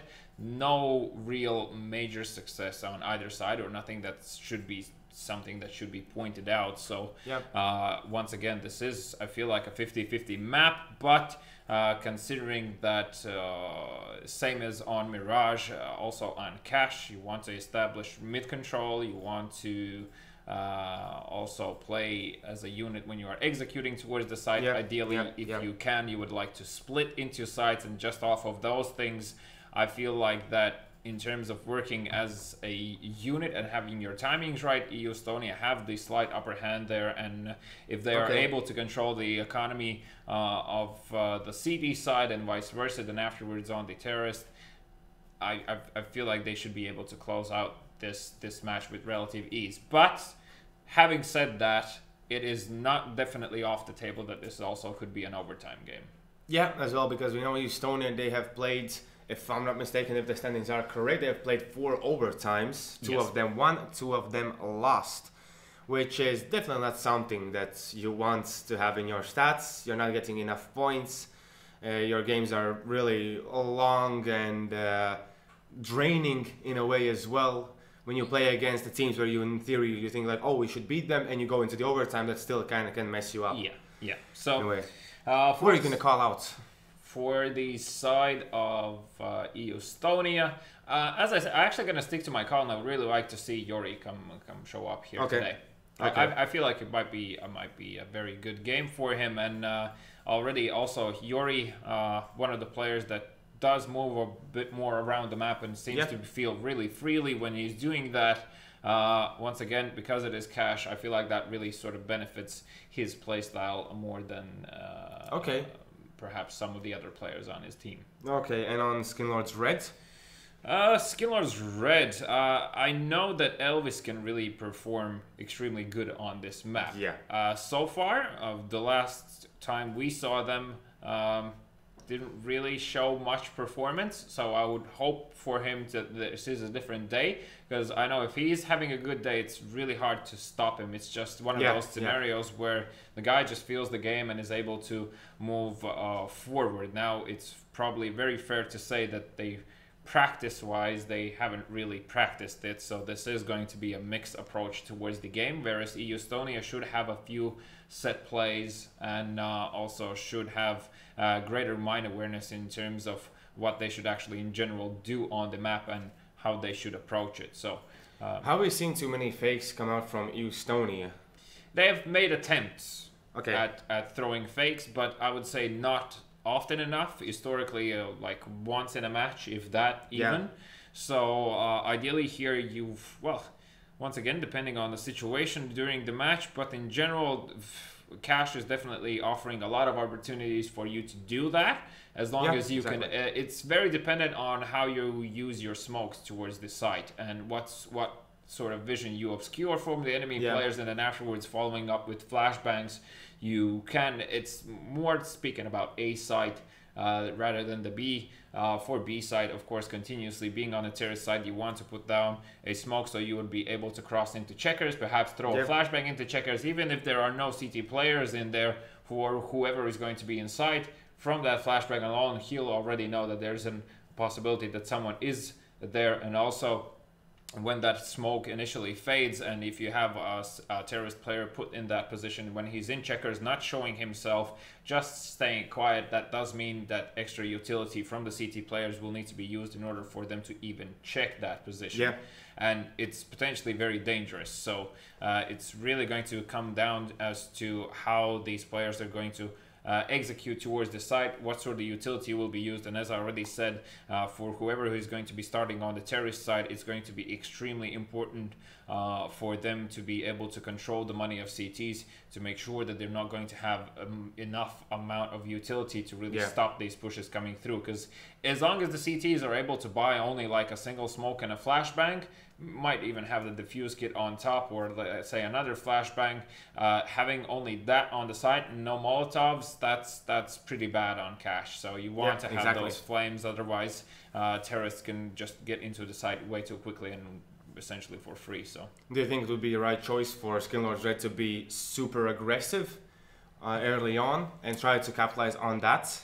They can definitely, it's one of their strengths. Yeah, I think that is something that they can definitely gain confidence on, and they should give it a solid go of going just all out aggressive initially, because so far we've seen that both of the Skinlord teams in the first rounds don't really tend to go for too much all-out aggression unless it's like a Glock train that you have mentioned previously towards the site. But apart from that, in these rifle rounds, coordinated aggression is not something that we've seen so far, not at least in a very clear manner. So I really feel like that's something they could try and abuse, and definitely try secure early rounds off of that. But still, it's going to be pretty tough, as I already mentioned before. When the all-out aggression comes to you, you need to have that star player that's going to perform and going to stop it. It's like the one push that's going to be super aggressive, one player stops it. And on the side of EU Estonia, they have every single player there can definitely do it. Yeah. Every player can essentially stop that push dead in its tracks. As I already said, on the side of Skinlord's Red, I really feel like Elvis is one of those players, and also in certain days, Litter Jack might also do that. Yeah, exactly. And then the other thing, do you think Oof is going to be, like, we remember last time we saw him on Cash, he was all the time going for the entry frags, going all the time aggressive, peeking into sites when he shouldn't, or sometimes should. But do you think that's going to continue on, or they will going to compose themselves just to make sure that they don't fall out of this league? Well, I don't know. It's like, I can't really understand if that was a task given to him. Okay. Or was it just something that inevitably sort of started happening? And that's like two huge differences there. But of course, I hope that that's not going to be the case, where you just essentially put yourself continuously in situations where you might give yourself up for free. Trades. You need trades, and that's it. So even if you are going for that crazy play, at least have someone in the back, like even at a longer distance, just to have that comforting feeling of someone being close by, just in case everything goes completely south. So that can be the case over here in Cash. So you're giving a bit more hope to Skillers Red. I'm not giving them that much hope. As I already mentioned before, we have seen Skillers Red on the stream, I believe, only 2 times. This is the second time we see them. Is it? Is it not the third? It potentially could be the third one, but I don't recall being the It's just way too one. many games. Yes, we have seen a tons of games. I'm so sorry. I'm trying my best to remember, but I just can't. Because we have had 6 weeks, so we have had 60 games in this season that we have streamed and we have talked about. Really, that many? Yes. That's a lot of CS. Yes, and it's going to be 80 games by the end of this. So just season 2. 20 more to go. 20 more to go, exactly. And the finals then. Yes, the finals as well. And in finals we're going to have it turns out it's going to be semifinals BO3. Then the grand final is going to be BO3s as well. Okay. And because I think at least because in the season 1 there was still a debate whether or not it should be BO5 grand finals. Do you agree with having best of 5 grand finals? I think it definitely puts up a better show, but generally speaking, they're only watchable in the sense like if it gets to map number 4. Yeah. Otherwise, like if you see a 3-0 stomp, then it's just like, well, that was a waste, you know. So it's really, and considering what sort of teams are playing here, and with sometimes having so mixed performances. It's hard to say what would be the right choice. I personally think it's great to have a best of 5, and I would even mind to see a best of 7 if I could. Is there even? It's going to be like all the maps being played in best of 7. Potentially, that could be pretty. Potentially, that could but be like the reason behind it is because then you're going to have a wider map pool, and essentially the more maps you play, the better the actual result will show how exactly the team is prepared, and also better reflects what their end result is. As in, like if you are a team that is playing a best of 7 and you just win 4 out of nothing maps, then it's quite clear that you're definitely above your opponent. Whereas also some teams have preferred maps, and if those maps strongly differ, that makes also a best of 5 extremely interesting, because like one of the maps can be 1-16-3, the other map can be lost 3-16, and then you're like, okay, so who do I actually go for? And then you also ramped up the pressure, and that really also starts to show on these players. And a lot of the times in those crucial moments, you'll see mistakes being made that are completely uncharacteristic for that specific player per se, or just in general. Like a lot of weird stuff happens in these situations, and also a lot of good things come out of it, like unordinary boosts and so on, because you really start to get creative in those moments. There's a lot of pressure and you're like, I have an idea, it seems funky, but like let's just go for it, because at this stage why not, you know? And have you played the best of 5? Best of 5? Because I believe you haven't played the best of 7. I haven't played the best of 7, definitely. Best of 5? I don't think I've played the best of 5. I've had like 3 back-to-back best of 3s to be played, but not like a best of solid 1, best of 5. I can't really. I think as well, like in these kind of like best of 5 scenarios, it starts to get really tiring as well. It's like you're playing against the same team, the same thing's happening. And it's like a vicious circle. In a way, it's a very heavy mental toll on you, especially if it's a LAN environment. That's already a lot more difficult in general for a lot of these players, and unless you have a lot of LAN experience behind your back, that's just, it's like the initiation of becoming a good player that you need to go through, because you know, it's the same as a lot of people are talking about, oh, you're just an onliner. Like, even if you're really good online, and if you've never shown up on LAN, because as I already said, and that's also the reasoning behind the other people saying it, is on LAN it's a completely different game. As I already said, I've lost to people I thought I will never lose in my life to.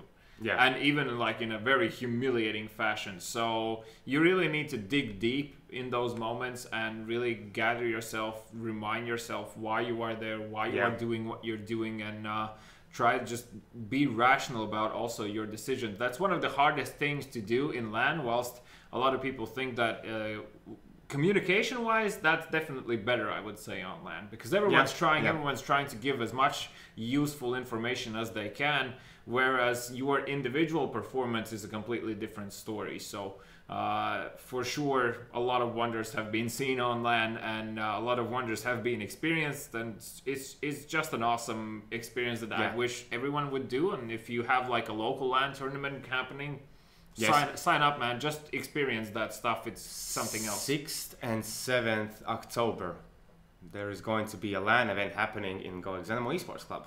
Oh yeah. So there's always a chance to sign up for that one.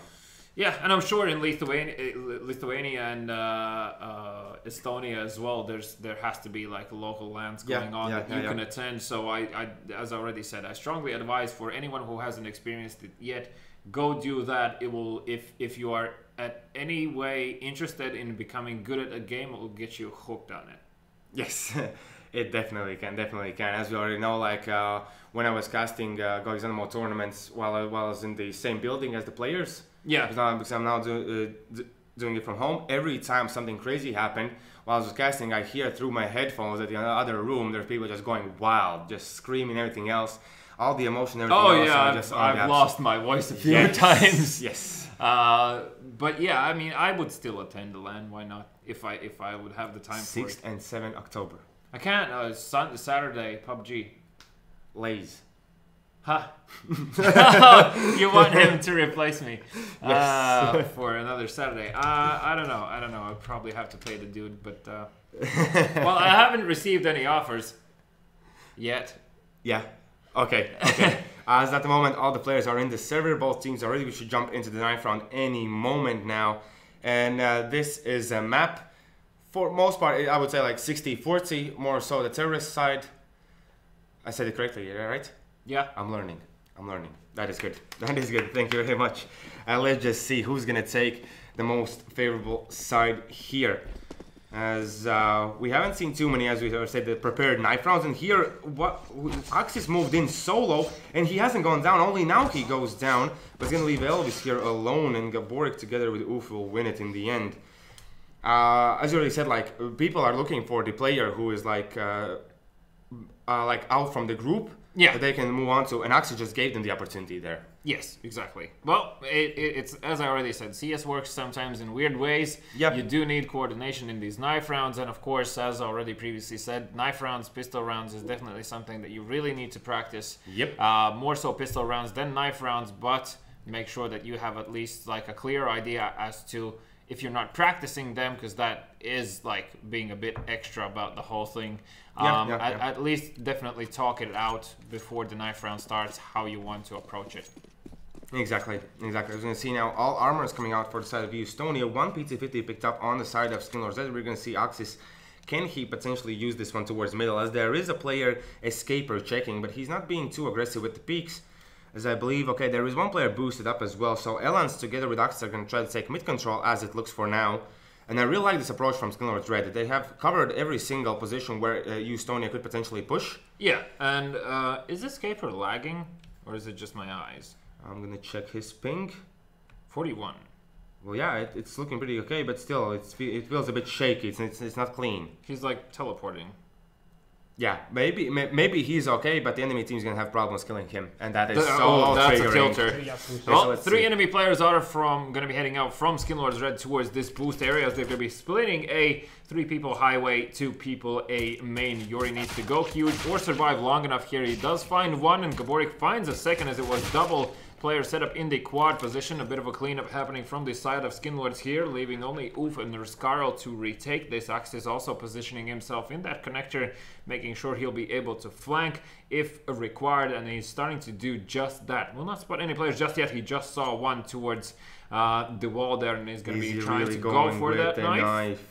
Yeah, he's gonna spot the play. No, he's gonna get the headshot quickly, and Raskarl's gonna try to move in, but still has to find 3 more players in Axis. With that USPS now in hands, is gonna get the kill. Do you really want to switch out from the PT-50 to USPS? I think that is not the way to go. Yeah, I'm not a fan of that. It doesn't really make sense for me as the fire. Maybe he feels USPS more. But I don't know. No comment. Let's see. Considering now. it's Axis, no comment. Yes. but they have picked up 3 AKs, 1 MAC-10 and 1 Gallas. Already in the middle, they have found a kill. Lens has found Yuri trying to cross us. They have put 2 players towards middle, 2 players towards B side, and you can see here even Oof is trying to get in better position just to spot anyone above the smoke. You see more and more often this kind of approach towards B B house lobby. We were not seeing that before. Yeah, well, it just works out great, and that smoke does offer you the opportunity at least to spot out these enemy players early in case they're walking towards the actual smoke to see if they want to pop flash themselves through. And even if that's the case, you can still just turn away and be just behind the back of the enemy player there. Now, Coldface in this boost position will not spot anyone just yet. Will decide to go for that bomb pickup, and it looks like they're going to be gathering towards A once again from the positions of CTs. Well, somehow someone's gonna need to go extremely huge. GOEXANIMO has the deagle, but in this position you really need to get that kill instantly. Yes, the first exactly. one. So let's see, he's gonna miss the first shot. Oof is waiting in the smoke. Quite potentially could backstab someone, but the house already taken down, and now only escapable with Riscarl will remain here in this scenario here against all 5 players that are alive from the side of Skinlord's Red. And we can see if they don't lose any of these weapons, it's going to be pretty huge success for them. And now Riscarl's going to peek out, he's going to look for a kill, he's going to find Lattelecom, and that is the MAC-10 only going down.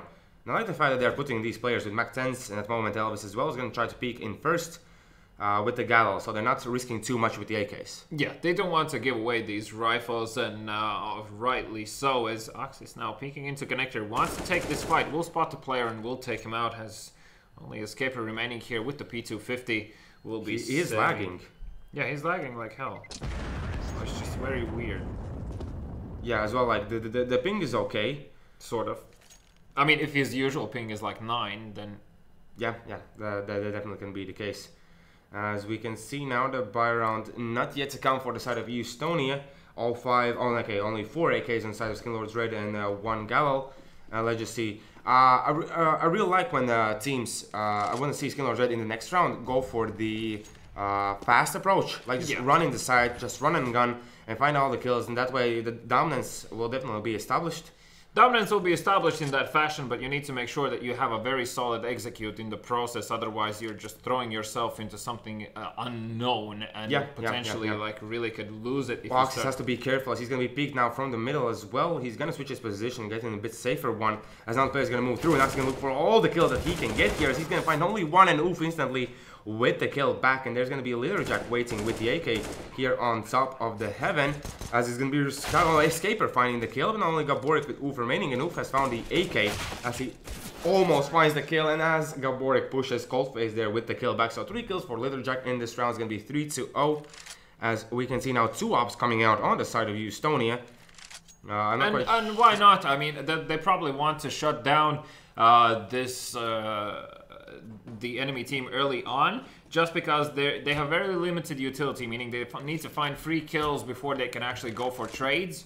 Hence the double op setup coming out here, and of course probably these players are going to feel a bit more confident having the 2 op setup in their hands in the first buy round. Oof now in vents with the MP9, very good position for it, as the bomb is still down towards team middle essentially, and GOEXANIMO here might potentially spot someone soon enough as the flashbang comes through, and Oxys with the op. Is he gonna try to peek into a main? Not gonna be the case. He's actually gonna be falling back here and will be boosted up to see if he can perhaps spot anyone towards connector, just quickly clearing out any sort of close corners, as Elvis actually has found Escaper here, and Yuri now looking to see if anyone is going to be pushing in the forklift. So far, Estonia don't really seem that confident with this movement. Yeah, most definitely. As we can see, like when Elvis gets the kill, instantly Coldface is gonna now put some more pressure towards the A main position. Although they still haven't picked up the bomb inside which side to go to, but it looks like this is gonna be the A side. It's gonna be Yuri finding the kill on Elvis. Has to find 1 more as he's gonna spot a little bit Coldface instantly with the kill, and only Oof with Riscarl will remain here in this scenario here with the MP9 retake. Should be a difficult one, but let's see, quite potentially he could spot the players first. Maybe he could spot the head as he's gonna peek out, but he's already being rushed down. He can't find a kill, not even close, as it's gonna be Coldface getting the 2nd kill of the round. And now Riscarl with 98 HP looking for the kill. He's gonna find 1, gonna find the next one as well, and now Oxys with Lattelecom. Will they throw themselves to him? They shouldn't be doing this, as obviously Ruscaro also doesn't have the diffuse kit. Them being both on low HP is very dangerous. I like that Lattelecom tried to use this smoke to get into quad. Ruscaro knows his position, but he doesn't have time for it. He really needs to push for this kill. He's going to be pre-firing the corner there, and Lattelecom will come out on top. Very nice try from Ruscaro. I'm kind of disappointed that he didn't have a diffuse kit available, because I felt like that might have been slightly different scenario. Regardless, picking up 3 kills in that situation out of the 4 people alive. Very good economical damage done on this side of Skinlord's Red, but Estonia once again are going to be on pistols here. Yeah, let's see what kind of process is going to put down now. As one more time, they're really going for that standardized careful push. It's going to be Axis going down in the middle. So this time they try to go for some early aggression, but with no luck, as I believe Elvis found the player towards middle through the smoke.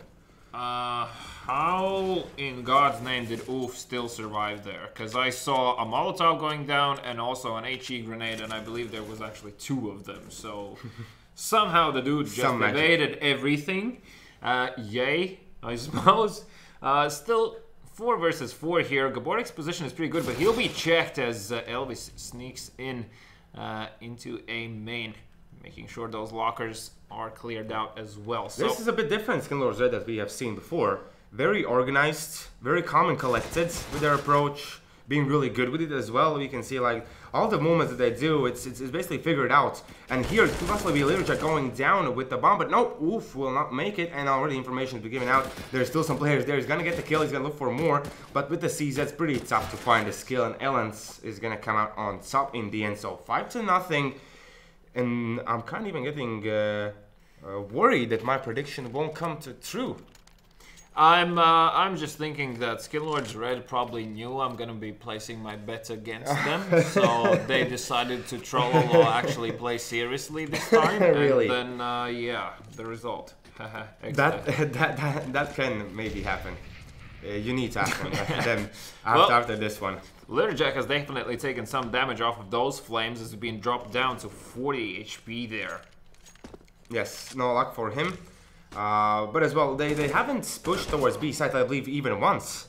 Okay, that wasn't the flames. My apologies. Ruscaro did find the kill onto him, and there was no assist, meaning that it was him, and also Escaper found Ellen's where? In the middle, if I'm not mistaken. Okay, well, isn't that nice? So yeah, the ops are prevailing, so double op setup at the moment working out for the side of Estonia. And Skinlord's Red also not trying to make this round any more complicated than perhaps required, as they are still towards that A side. Oxys is gonna help out a friend. Is gonna find Yori and Gaborik, both in the players in the side. They're gonna move in. They even can get the bomb plant. There's only now the smoke will potentially fade, but I believe they re-smoked that position. So Oxys plants the bomb, and now they're gonna push on forward. And both, since the both players are in sight, I have to be really careful about that. They don't give their positions away too early on. They still can't think where the players could be. There's going to be a player on the left side trying to push forward. Who is that there? It's going to be Oof trying to check if anyone's in the side. He's going to spot the player in quad. He's going to look for a kill. He's going to find one. And Oxys is going to go down to Ruscaro. So 2 ops saved still for the side of Estonia. We can see the money situation is slowly going to get better, as this is only the first round that they get. Yeah, so 1-5 here. Still Skinlord's Red have plenty of money on their side to be able to buy up. And well, Estonia definitely need to pick up this round as well in order for them to start to try and equalize the scoreline. Because if they do, they should be able to try and get to more an even score. Yori, fully flashbang, will be falling back here. They should hear these players in A main. The grenade going through there. Yori already spraying through the smoke. We'll find one. Gaborik also will pick up another. Ooh, he did not get the kill there. Escaper was the one who finds the kill, but now only Ellens with Oxys remaining. Only Oxys now. Whoa, that jump where Gaborik jumped and did the shot. If that was the kill, oh my goodness. Yeah, so Escaper saving his teammate's life for an extra second in that situation. Estonia are able to pick up this back-to-back round, and that means that on this side of Skinlord's Red, Coldface can in theory go for a rifle buy if he wants to, but instead pistols will be distributed amongst their teammates to equalize the money, and then afterwards everyone has an equal buy, which is good. Yeah, it always helps out. As here, Oxys missed the first shot. He does tag Escaper, as you can see, only down to 74. And that more so looks like they're gonna try to push towards middle, try to get control there. They don't have too much utility, so this has to be a fast push. Since the bomb is dropped down, oh, good shot, Escaper. Since the bomb is dropped down more towards the B site. He actually tagged access through the wall. Oh my goodness. Escaper with the op, we haven't seen too much of this, and he's really proving himself here. Yeah, but it's just incredibly hard to watch this. Yes, still lagging. Oh, Escaper's gonna find access as well as Ellen's gonna look for the shot, but Escaper is just racking those skills up. Yep, exactly. Only Coldface with Lattelecom remain as they're already getting pushed out. Lattelecom and Coldface both go down to Gaborik. So 3 op kills, 2 MP9 kills. Gaborik's gonna be really happy about that one. We can already see Escaper sitting on 8k. If Skinlord's Red were unable to kill him because he's lagging, trust me, they're gonna be tilted off of that one. That's tilting, especially getting a headshot. Also, there is what seemed to be just a drive-by AVP headshot from those lags. Escaper now putting down the flames. Was fully flashed. Spotted. Yeah, I believe he hasn't spotted anyone. He's still gonna find Coldface and will manage to get away. That's not okay. Elvis is gonna take him down, but there's still one more player in the smoke. They don't have the information up, and Gaborik with the MP9 has to be really careful about even deciding to peek out. He's gonna move out, but Elvis instantly with the answer. There's gonna be only Oof or Riscaro remaining. And Elvis actually got the kill towards the A site as well, peeking from highway while still Gaborik was in that smoke. So good job from Elvis showing up here now. Riscaro is being waited for here behind this white box. Didn't spot the player. That's Elvis picking up a 4K for him. And only Oof now remaining with that flashbang will give away his position. So Elvis probably will hunt for this one. As Oof looking to save the AVP, does pick it up, but still needs to get out. He does have utility available and has been spotted as well, means that Elvis on the hunt. Oh, smoke being used through those flames. Through the smoke, he does manage to deal damage, but Oof. He was hiding away from the flashbang that was coming his way, and as he flicks back, he instantly gets the kill there. Good job. As I believe he heard this guy as well, but Elans comes out on top over here. Good job by Elvis, 4 kills. Yeah, as already said, if Elvis shows up and starts showing up, it's sometimes extremely difficult to stop him there. Yeah. On the side of EU Estonia, well, Yuri is definitely not showing, and you can start to feel that as Escaper, the man teleporting around, is sitting at the top there. So let's see, now it's going to be only Oof towards middle, but you can see how much emphasis they put here this time on towards the A main. They're not going to push it just yet. They're going to look if they can find any kind of early opportunity to find a kill. As Escaper is going to move in and is going to look for the kill. Has to have a help of a teammate as he's going to tag Elans there. Does not get the kill, and here he's going to get beautiful stuff coming out there. All 3 players as Oof will pick up another one in middle. Leaves very quickly only Lattelecom and still a minute 20 on the clock. And this proactiveness coming out from EU Estonia is a very positive sign. That means that most likely they will be coming back into this match, considering how much mindfulness they are currently putting into every single round since the moment they picked up their first one. And you can see also that in the, I believe, players survived tab, if I'm not mistaken. One more time, let's see if Lattelecom. Oh, he's going to be spotted, and Carl's going to find a kill. Team Ace there by EU Estonia. We can see. Yeah, they had 2 rounds where... look, two rounds where 5 people survived. Yes, this one and this one. I'm not sure what is this one. That's just Volvo. That's just Volvo. Okay. Well, let's just see now. It's going to be now eco round for the Skinlords Red side. On the other side, they'll have only 1 opper, which I think is the way to go for them. The double op setup was kind of easily stopped there by Skinlords Reds. They know how to go on to be aggressors. As now, let's see if they're going to hit the B side. Because really, if I'm not mistaken, they haven't hit the B side yet. No, they haven't. Which is really interesting.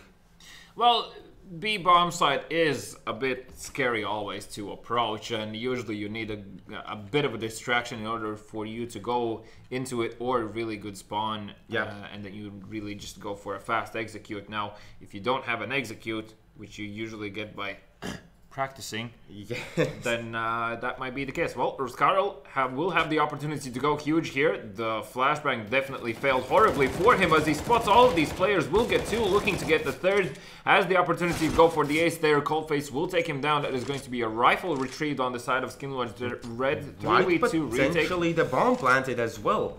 As you can see, Lattelecom, he's going to plant the bomb. The flames are not going to reach him. And with these positions, 2v3 still very doable. Although they don't have the armor, they have to be really quick with the assassination of the enemy team. Yeah, and I mean, the abundance of utility available for EU Estonia, I would like to see that being used a lot more. The flashbang does a fully flashed Gaborik there. He will still come out on top in this engagement, and Coldface's position is already known, deals good amount of damage, but the flames... Yes, the flames take him down. Yeah. And Gaborik was left with 2 HP. As well, it was pretty close as well. If Lattelecom did get that first kill, completely different round. The round for Skinlords there. If Lattelecom finds the players moving in from the CT, where he simply went down. Okay. Yeah, I do agree in that situation. Still, though, they had the Molotov available, but it definitely could have turned out completely other direction. Once again, Skinlords Red have the opportunity to pick up extra rounds here, escaping putting down that Molotov. Will be looking towards the right-hand side. Will spot a player instantly. Will pick him up. Does see the second and follow-up kill from him. Does suspect that there's another player there. Definitely knows now with that smoke and flashbang coming out from Coldface there. Instantly, a minute 30 on the clock, 5 versus 3 situation in favor of EU Estonia. A very positive trend, as I already said. Now, Yori and Escaper just need to make sure that they are being as useful as they can be with the amount of health they have. Definitely would suggest of taking a more passive position.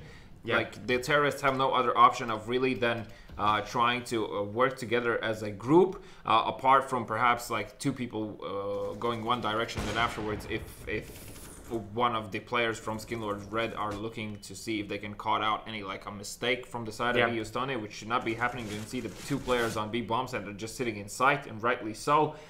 In connector Escaper with the AVP, still suspicious of the fact that there's someone towards the white box, and probably will double check it again in a moment. Coldface being patient as always with a cold face. Yes, exactly. He is. This is going to be the A side hit.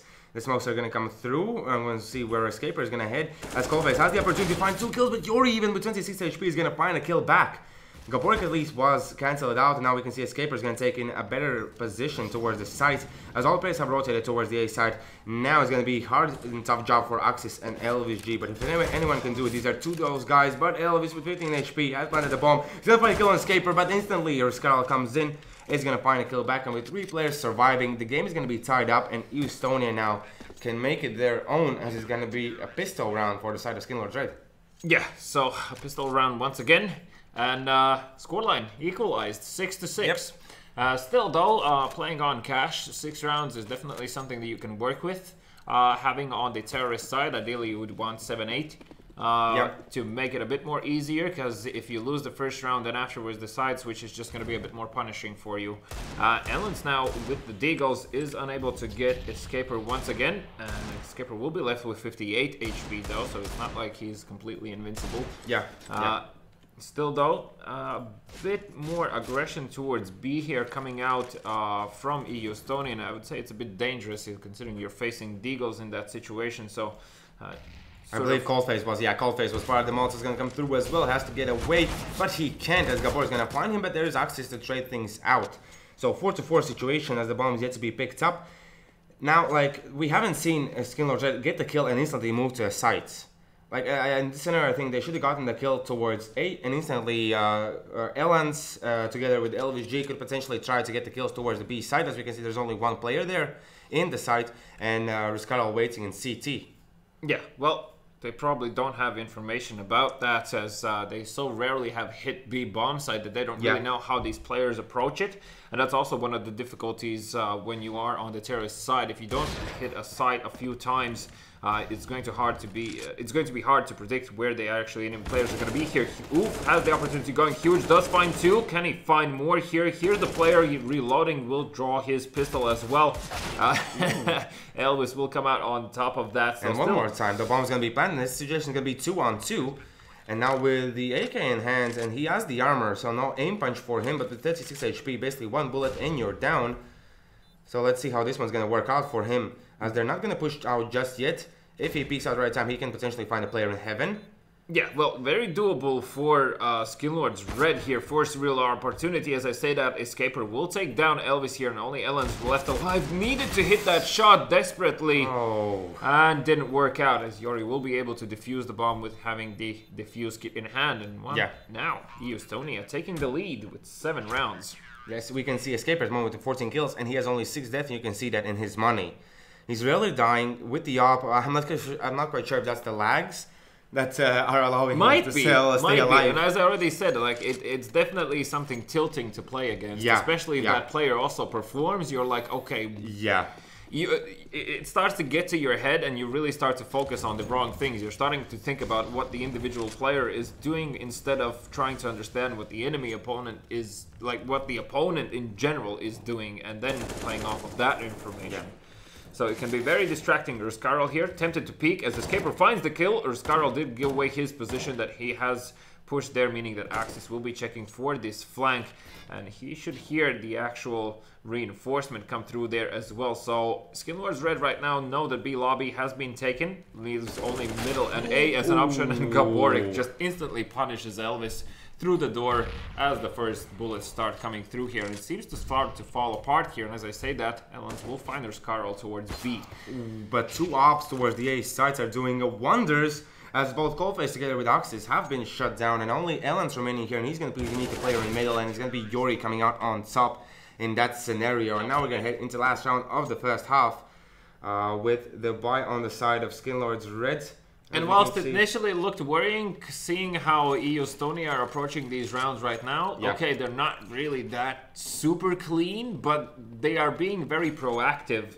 And being proactive here on the CT side is also something we talked about previously when we watched Cash Games. I believe Escaper might have just spotted players already out in middle, definitely knows now with that amount of noise they're making, they're just going to be pushing up highway here. Gaborik already has found one, and Escaper looking to fall back towards the car as the remaining players still need to get into the actual site. The flames are preventing it from happening as Escaper now fully obscured vision. Gaborik finds his second, looking to find more as he cannot. Escaper once again, another kill for him as a 4 versus 2 situation. Now a 3v2. Yori does pick up Elvis G there, leaves only Latterjack, and they know that the bomb is down, the guy's in sight, they have so much utility, and they'll just go for the bullets instead. Yeah, it worked out perfectly, as Latterjack was trying to find his moment to shine there, trying to find the opportunity to get those 1-on-1s, but with three players being that close towards the site as well, I have to give props to Estonia.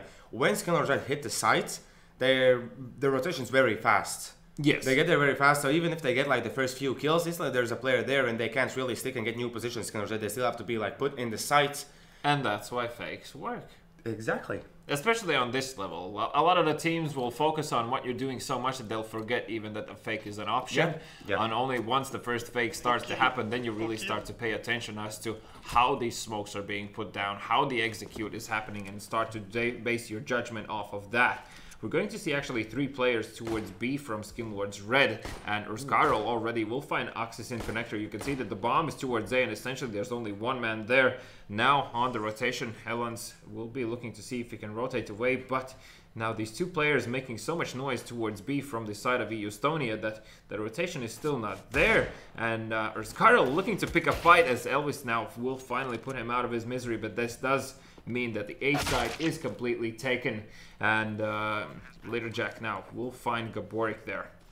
Let's just see now. It's going to be 3v4 situation now as the bomb's going to be planted down. Let's just see, can these 3 Turris players really make a difference here? As you can see, Oof is even in middle, so he's basically backstabbing this whole operation, but he needs to now rotate quickly as it's going to be only Yori remaining here inside. He's still going to find kills, finding even 2. LVG finds the kill back. He does not have the defuse kit. Now he's going to pick it up, and Oof is already pretty close towards the site as he's going to go for the kill. We can see Elvis, he's not defusing, only now one more time tapping it up as Oof is looking for the kill, and that's going to be Estonia prevailing here in this second site. So good. I like it. I like the composure in the quad. Escaper there slightly unlucky for him. He managed to dink the player but went down in the process there, and that's also something about Forklift.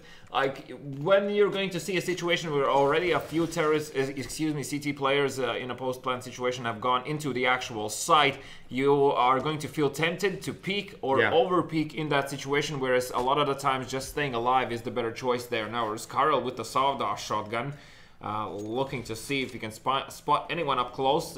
The grenade has dealt some damage, and Ruskarl, please. There's going to be splash or SWAT coming through. He's gonna he flashed himself! Yes, good Oh, that job. was that a flash from his teammate or was it? From I think Elvis himself threw the flash. Oh, There was Elvis. Ellens is gonna find one kill, but as we can see, he's gonna be now Litterjack in the line, and there's too many players to focus on. It's gonna be now only Axis with Coldface remaining, and Estonia looking better and better by every single round. Yeah. Even making sure that they utilize these kind of weapons for Scarroll. He's now racking up the money, as we can see already with those 2 kills.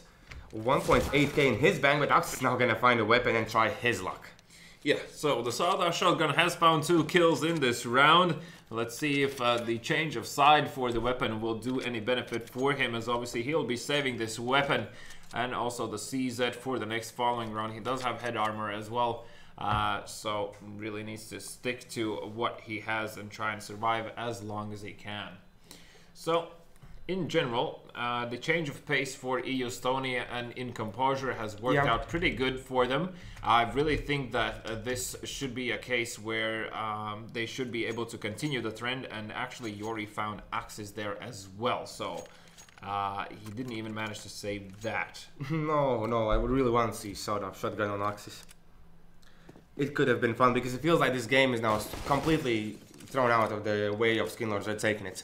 Yeah, and Skinlords Red so far, well, for a very good while, have no answers as to what Estonia is doing. Once again, they're going to be pushing B here. Ruscarl finds 2 kills with the Bison, but Elvis and Axis both finding kills means it is a 3v3 situation. They'll be picking up these rifles as well. An AK in the hands of Litterjack. And actually, oh, there was no second rifle. Yep. Quite weird, because I believe it was a bit further off, the second weapon there. Although it was taken out, he was taken down on the B side here. It's gonna be oof and Escaper, both finding the kills, 12-6. And let's just see now the first Byron coming out from the CT side. I probably won't see any kind of ops coming out, which I think could potentially be the answer. Exactly. Axis could have went for the glass cannon, but as well at that stage you're just risking way too much. No, it's of course from the side of Ellens and Axis to pick up head armor against AKs and you know, work with that because it makes sense. Why have an extra grenade? Yeah, right. There is no need for that, as Elvis has already found a player. Ruscarl, I believe, was he boosted up or was he aggressive towards middle? I'm not quite sure. Might have been the boost. Might have been the boost there. Well, anyhow, 4 versus 5 situation very early in the round here. The bomb is far towards B bomb site. Escaper displaying that he does hear one of the players towards the actual site. Coldface will be staying in the vent and looking to see if he can be any sort of nuisance here. I do like this position, as quite often it is works as an off angle. So he might surprise a player here, because like from middle, if you don't really check deep into this corner, you might find a player, and that is exactly the scenario here. Gaborik actually has the auto sniper, has found Litterjack in the process, an interesting weapon of choice. Yeah, as the terrorist auto sniper is considered to be a bit worse weapon, just because it's like kind of off sometimes. Yeah. I don't know how to describe it. It just feels off. The execute towards A is happening. Yori does find the entry there, and Escaper following up on Elvis there. Very horrible situation instantly for Skinlords Red. What started off really good has now turned into complete in a complete oof. In a complete oof, as Ellens has gone down to Escaper, leaving only Coldface with 8 HP. Hoping for a miracle, will find a kill towards Gaborik, but knowing the position and the player being on low HP means no trouble for Escaper once again. And Escaper, 23 kills. Yes, I really want to know how mad Skinlords are about his problems with lag.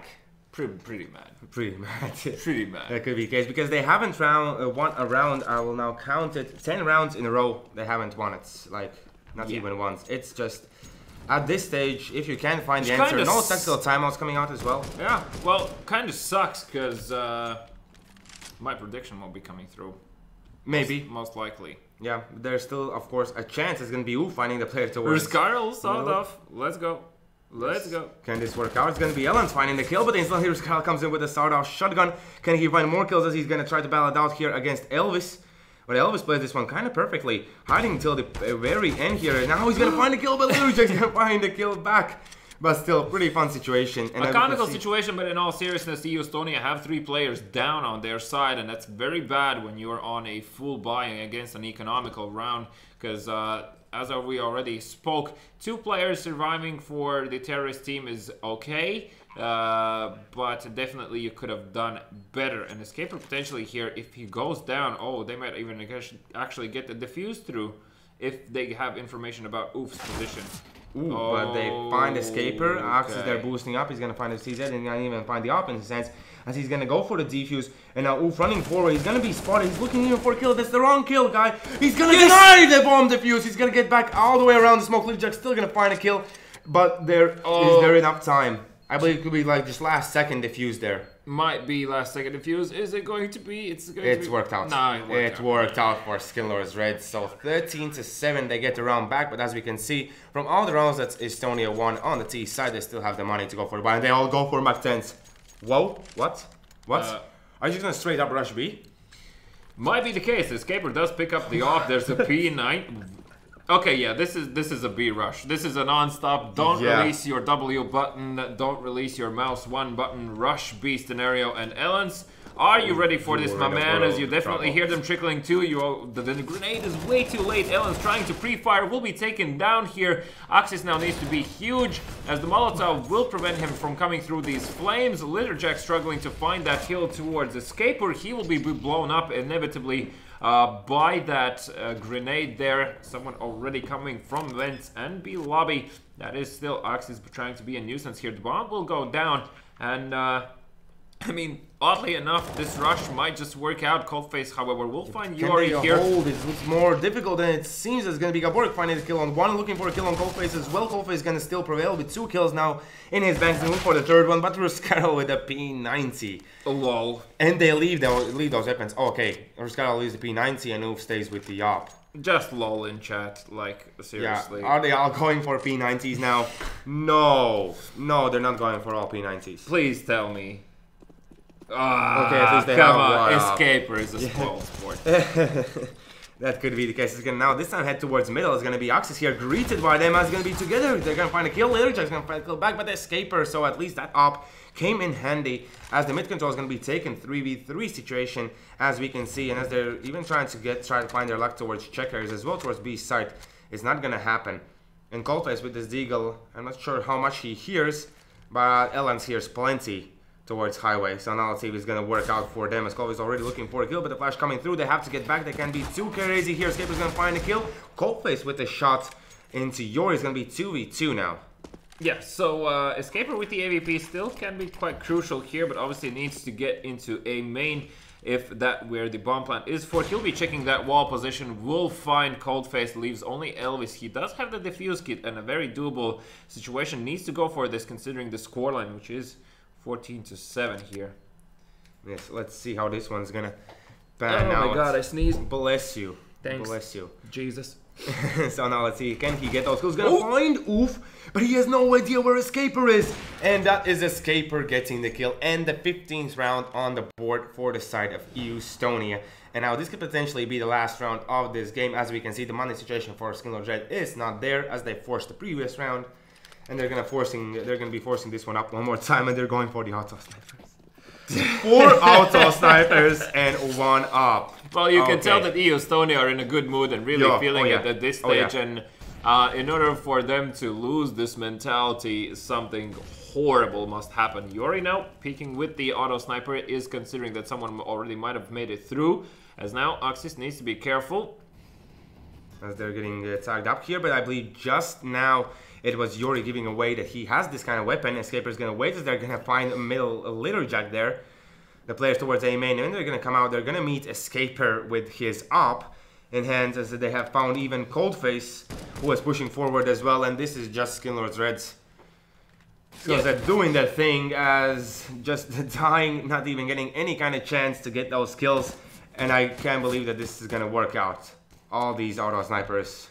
Yeah, it's fine. It's completely fine, as only Ellens is remaining here, and 15-7 looks to be the scoreline, exactly what you predicted. Yes. So happy days. Exactly. 4-3 in your favor. Well, Quickly recapping the match, as I already said, I feel like that round where Escaper got those 3 kills while being in connector was probably the biggest downfall of Skinlord's Red. I had my suspicion that might be tilting for them, and it seems that might have been one of the scenarios, as obviously no timeouts coming out from them also means that they're trying to just adjust on the fly. The adjustments really were not there. Once again, historically, if you are not going to be adjusting your playstyle against what your opponent is doing, if the opponent is controlling the game currently, then how the hell do you think you're going to come back into this? Hence, the result. Yes. Super happy to see Escaper coming up here with 29 kills though, so almost dropping a 30 bomb.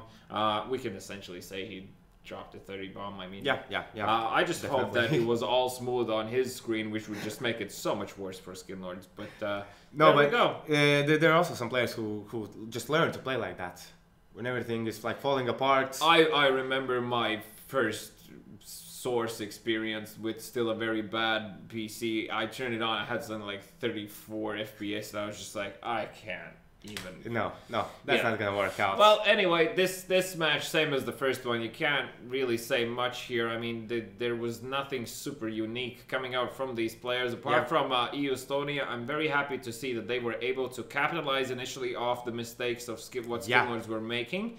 They kept their composure in the same fashion for about 5, 6, perhaps even 7 rounds in a row. Only after that, once they really got that confidence, they started to play more aggressively, even ramping up more the momentum for themselves. So a very positive trend in general for them.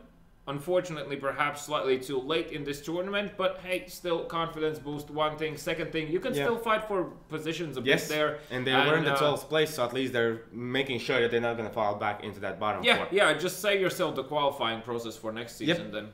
Make it easy. So, anywho, still, I believe we haven't given away the Vault giveaway just yet, have we? No?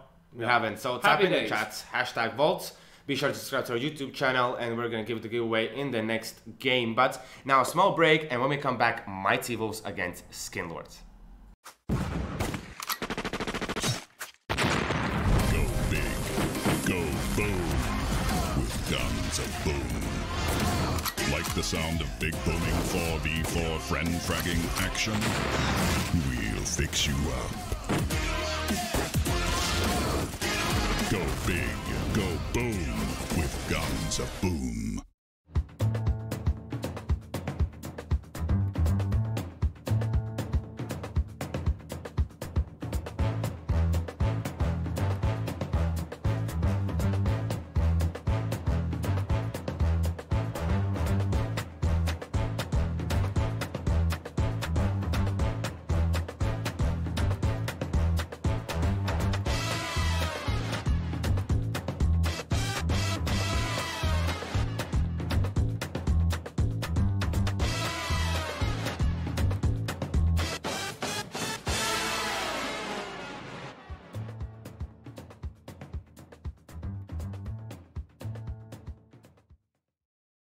Lešik, butik, jau viss ir redzēts. Thriller, killer, tas viss ir redzēts. Skandāls, secret, viss ir redzēts.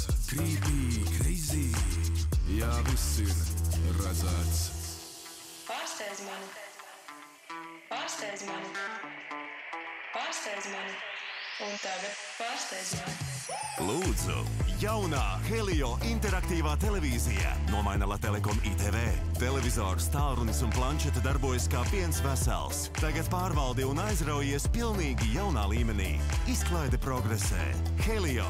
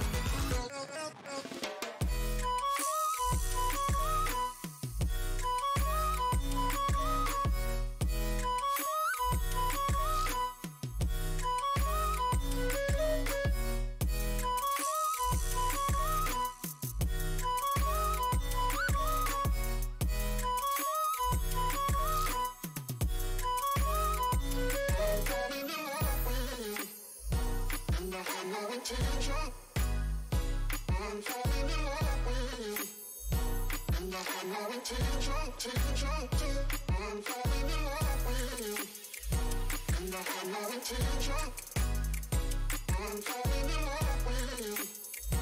And I had no intention to. I'm falling in love with you. And I had no intention. I'm falling in love with you. And I had no intention to. I'm falling in love with you. And I had no intention. I'm falling in love with you. And I had no intention to. I'm falling in love with you. And I had no intention. I'm falling in love with you. And I had no intention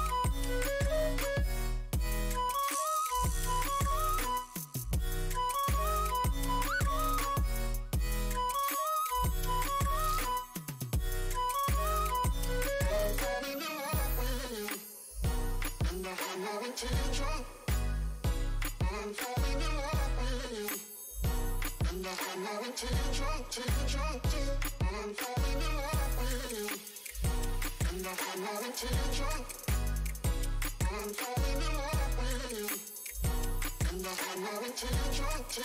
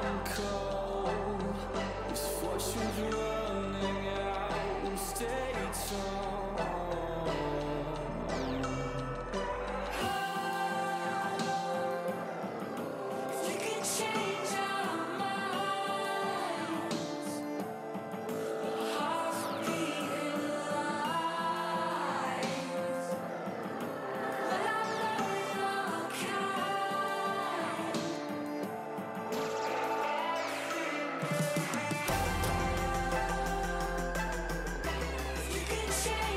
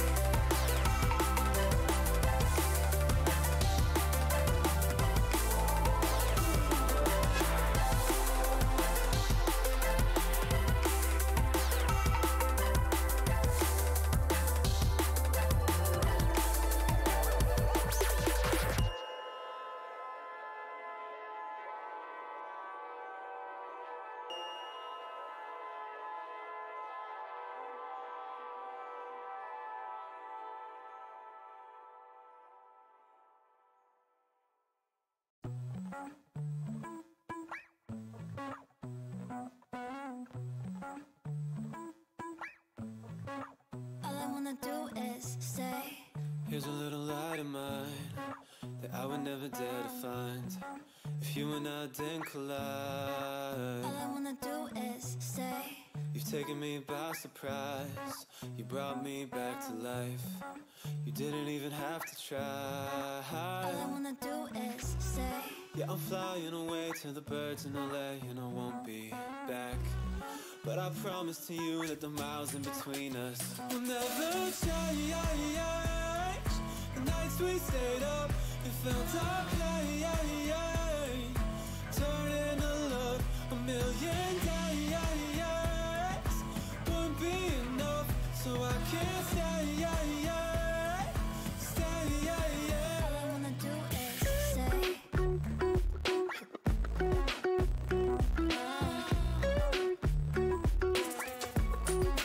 All I wanna do is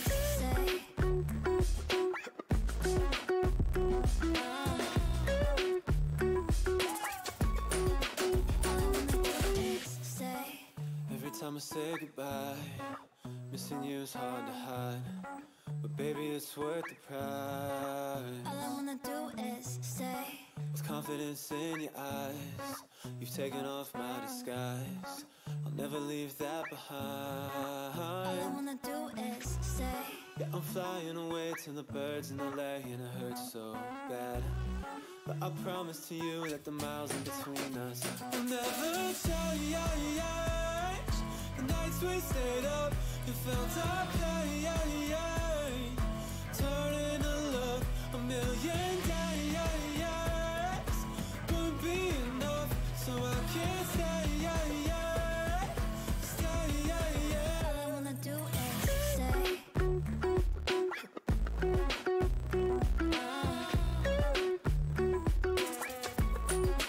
All I wanna do is stay.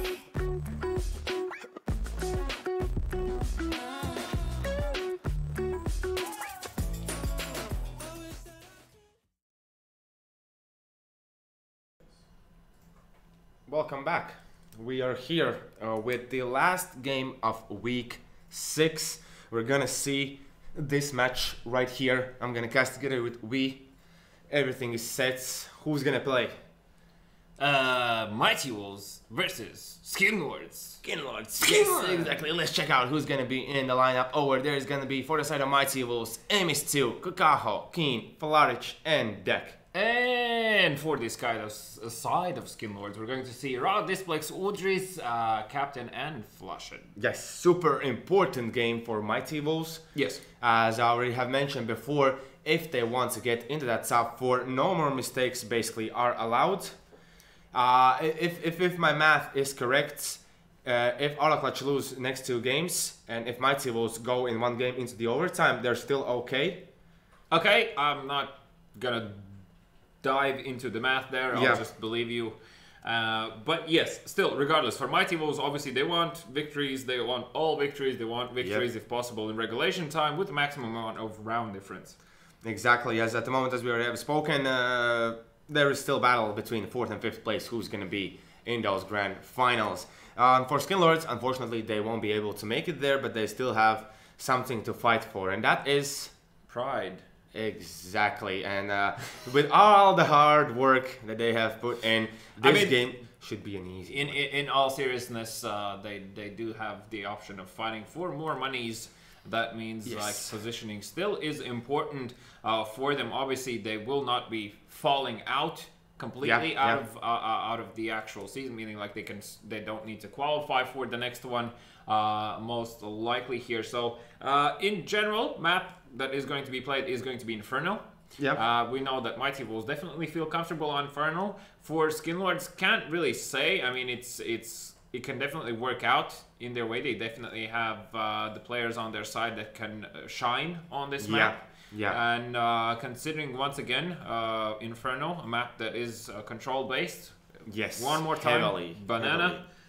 Please. Do it. Just hold it. Just hold it. Either team, just take control Banana and never let it go. But yeah, it should be a really good match here on our hands. Obviously, there's going to be a bit of an AVP battle happening here as well on this map. So all in all, it should be a close one. Once again, Mighty Wolves should have the slight upper hand here in terms of team solidity and execution-wise. Question is, are Skinlords able to surprise their opponents with maybe some sort of random plays happening? I would like to see if they are on the CT side, proactiveness in the apartments, once again in Banana.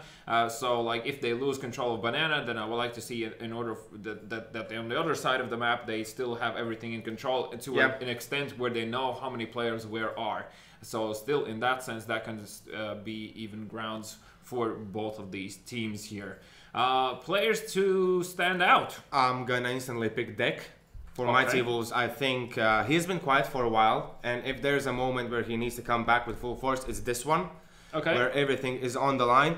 I really hope that he's going to be the one. Really, of course, hoping for Emis as well to show up. As you already said, the battle is going to be important. Emis against Captain is going to be a pretty fun one to watch. But who are you going to pick out on the side of Skinlords? Actually, on the side of Skinlords, I did put down Captain as my choice here.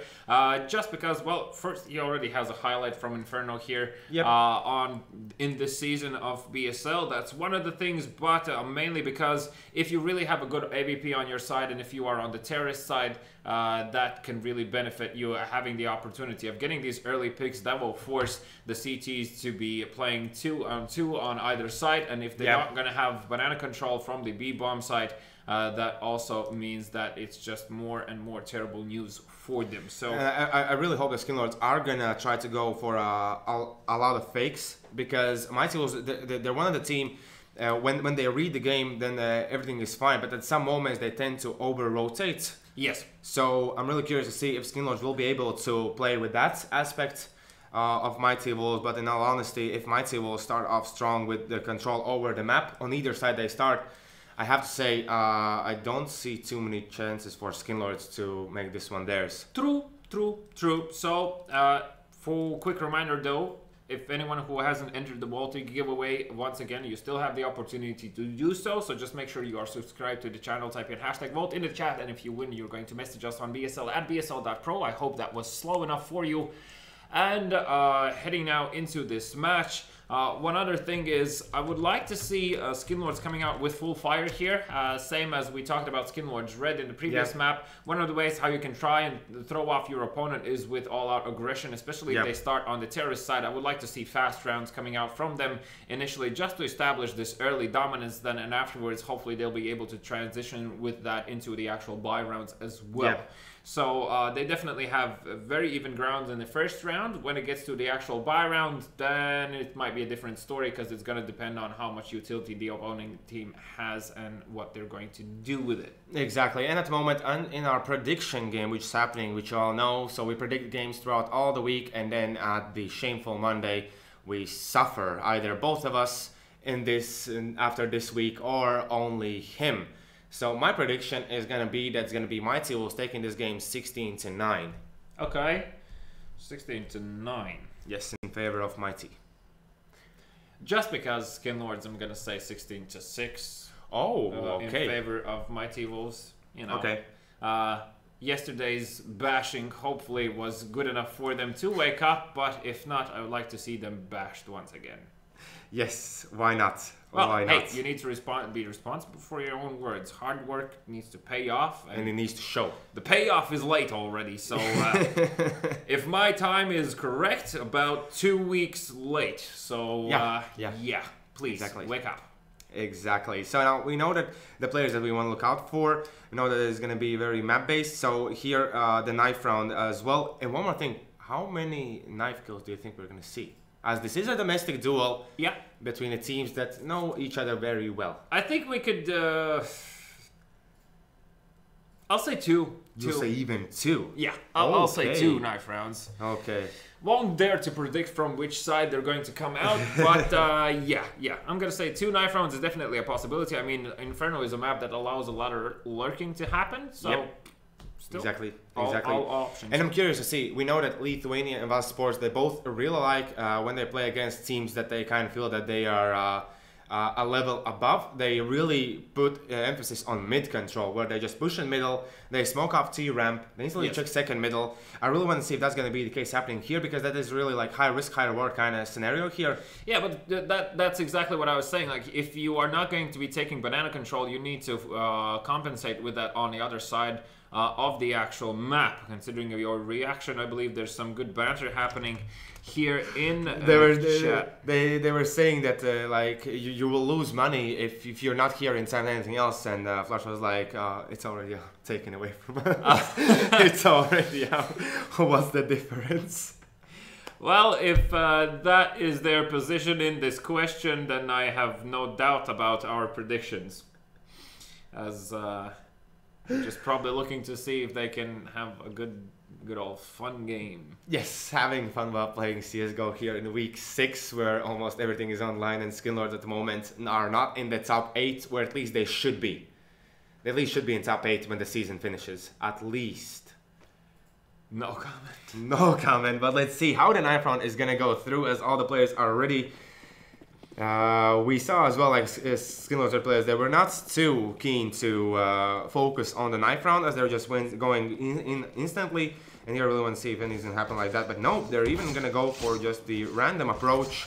I really liked where I believe that was Volsung who put the line where you can't really break it. Did you already cut yourself? No, I'm trying to do the animation of CSGO. Oh, yeah, I just saw the karambit, so it goes like this, and then it does this thing. And you actually can do it. Yeah.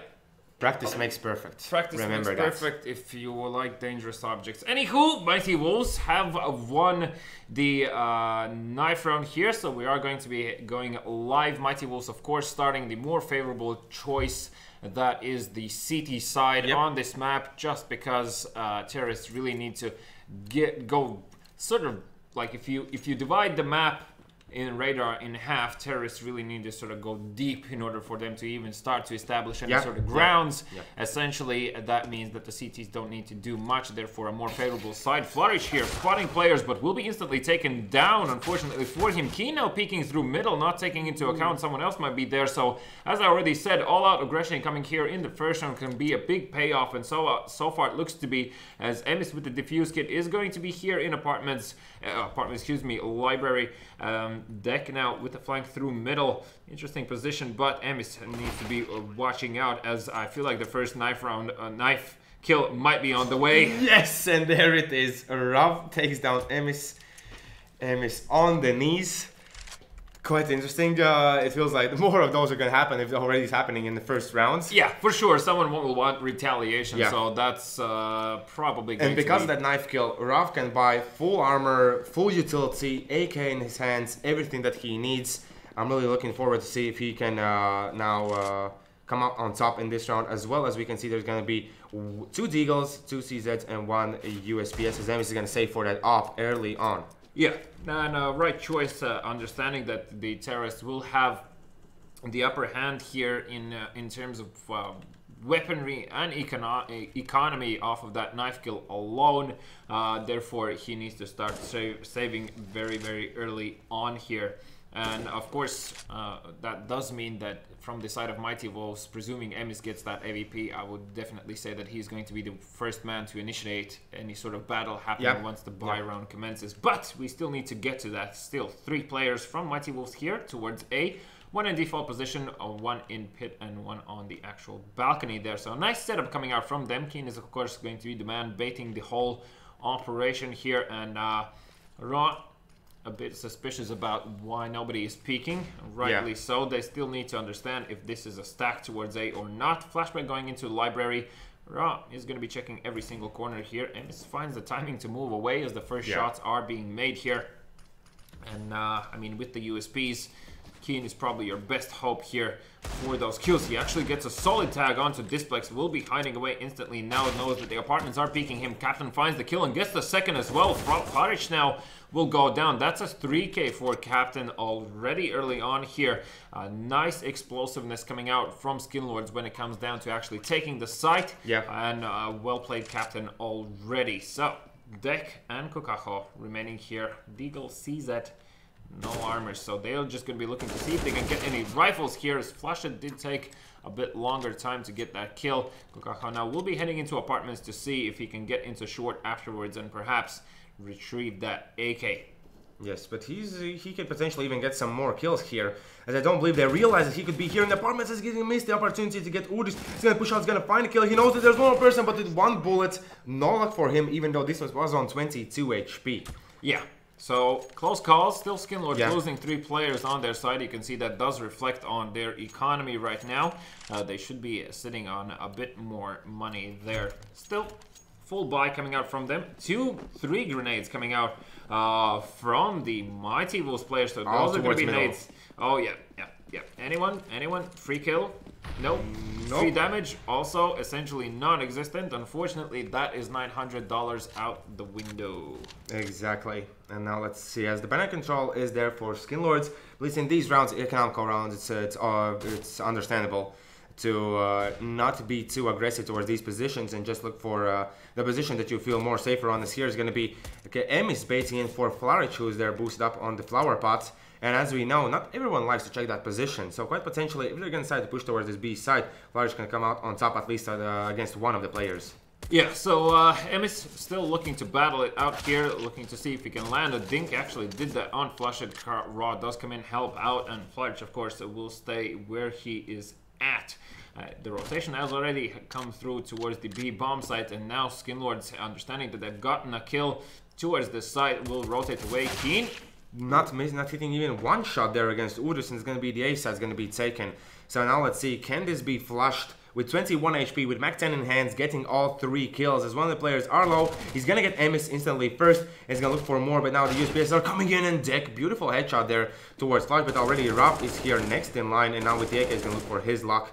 But it's going to be Flourish who made it away with the Mac 10 in his hands, but since they're going to buy up the next round, is it really worth saving this weapon? I mean, he's just holding on to it, understanding that the players probably will be pushing him, just hungry for frags.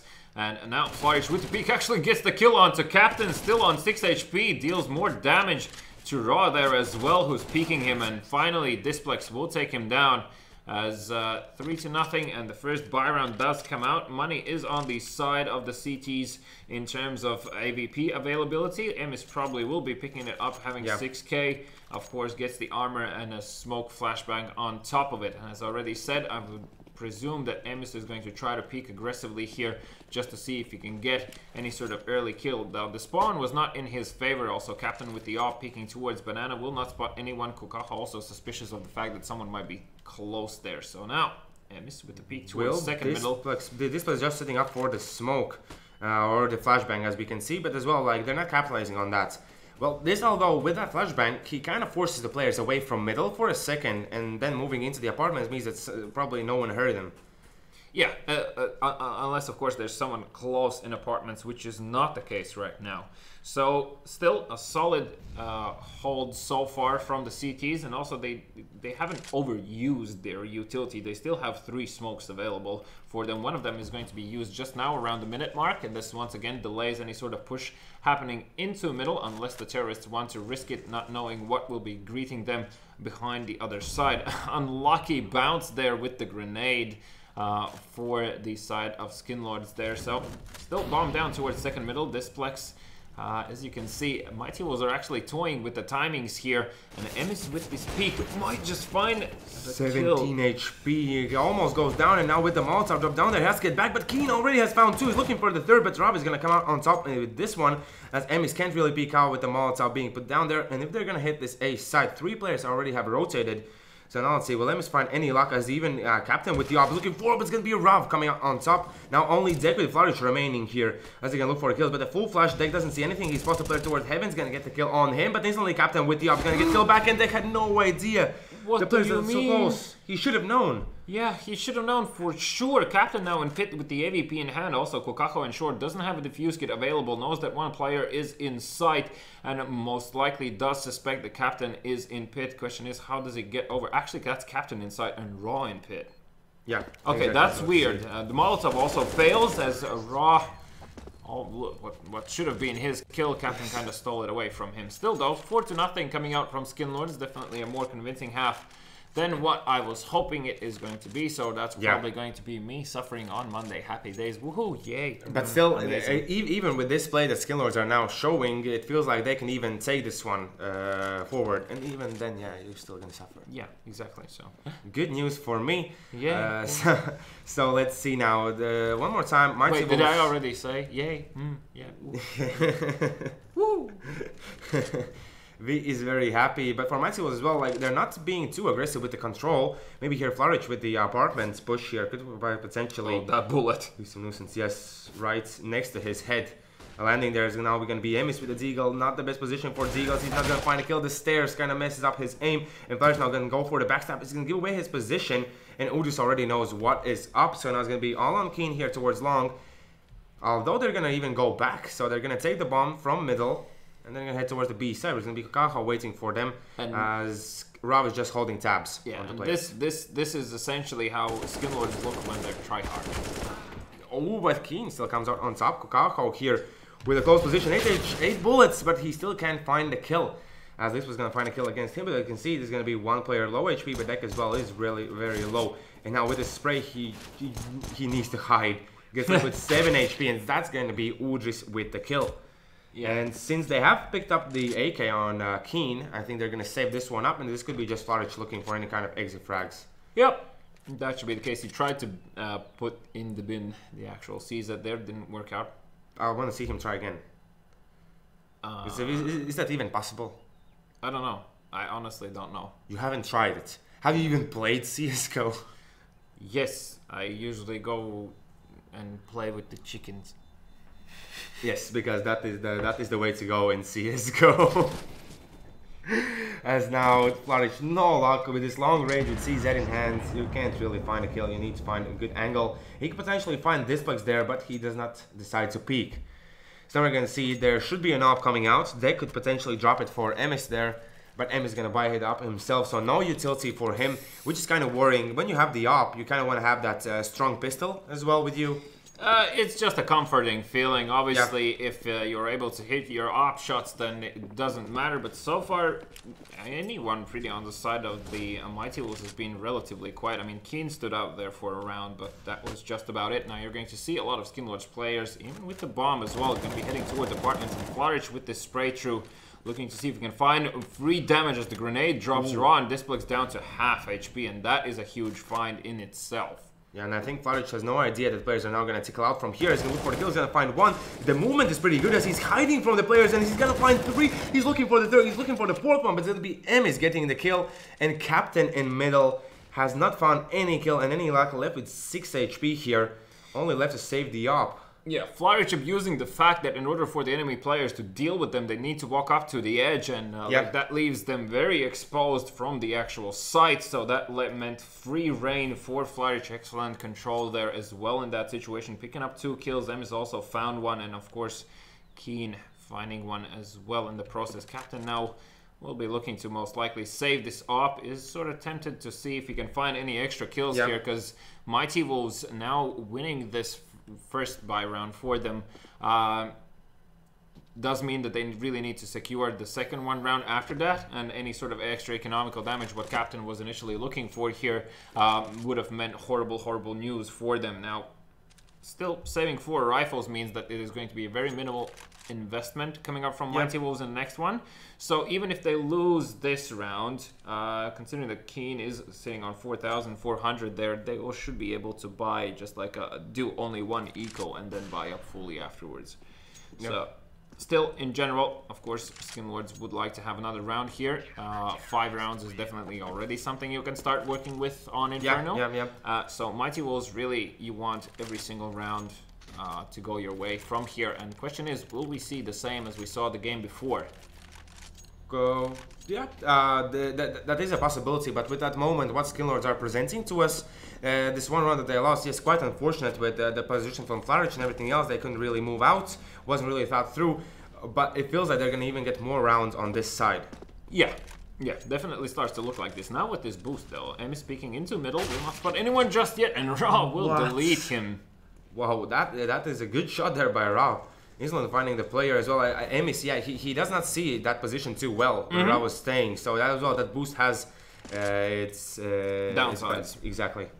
So let's see now. Keen has picked up the AWP. He's really good with it as well. So I'm curious to see if maybe they're going to decide to go for the double up setup when the money is right. Yeah, I believe he just heard the player in middle here and will find Ra as well. So great job from him. Escapes unpunished and even equalizes the scoreline. Now the bomb is still down towards T-ramp, and this looks like it's going to be the very first solid B hit coming out here. from the side of Skinlords. So Kukaho needs to go huge here. They do have Molotovs available still, so both Deck and Kukaho here can really ruin the plans of Skinlords. And 40 seconds on the clock. So far, Skinlords pretty transparent about it, as you can see. Also, Flourish making his way towards B. Yeah, as well. And Kukaho, I believe he can spot the players there on the edge of the smoke if someone's like peeking that angle, as this was gonna find Deck instantly. So 1 kill going their way. Now with the smoke being dropped down, they have to decide where to go. And what was that flashbang from Kukaho? Maybe he wanted to bounce off the wall, and so he can run out through the smoke with his back. Unfortunately, it didn't work out. Captain will find that kill through the gap there. Now Kukaho peeking towards the site. The bomb has gone down already. Both Keen and Kukaho have defused kits. Displex also being on low HP is a factor here. But Keen in the very beginning of Banana, very careful here. And with the peak, Captain comes out on top because Keen was, well, walking with the AVP zoomed in there, so couldn't really do much. Kukaho once again will be forced to save. And really, they should be hunting for this kill at this stage, as Captain already running away, making sure nobody's going to be picking up that AVP. Kukaho just gave away his position. And just comes out on top in that duel. So now back to 4th rounds. Side of Mighty Wolves only can allow themselves to buy up pistols as it looks for now. Yeah, they should just go for a few pistols here. I'm not entirely a huge fan of full buy in this situation, so they'll pick up nades and pistols here, so those grenades actually might find quite a lot of damage here. Question is how Skinlords decide to approach this. And Deck is gonna kill Rob with that grenade, so now he knows he has to be really careful about getting into that Mexico position. Yeah, also flushed down to 50 HP, and you can see already that Mighty Wolves decide to gather towards B.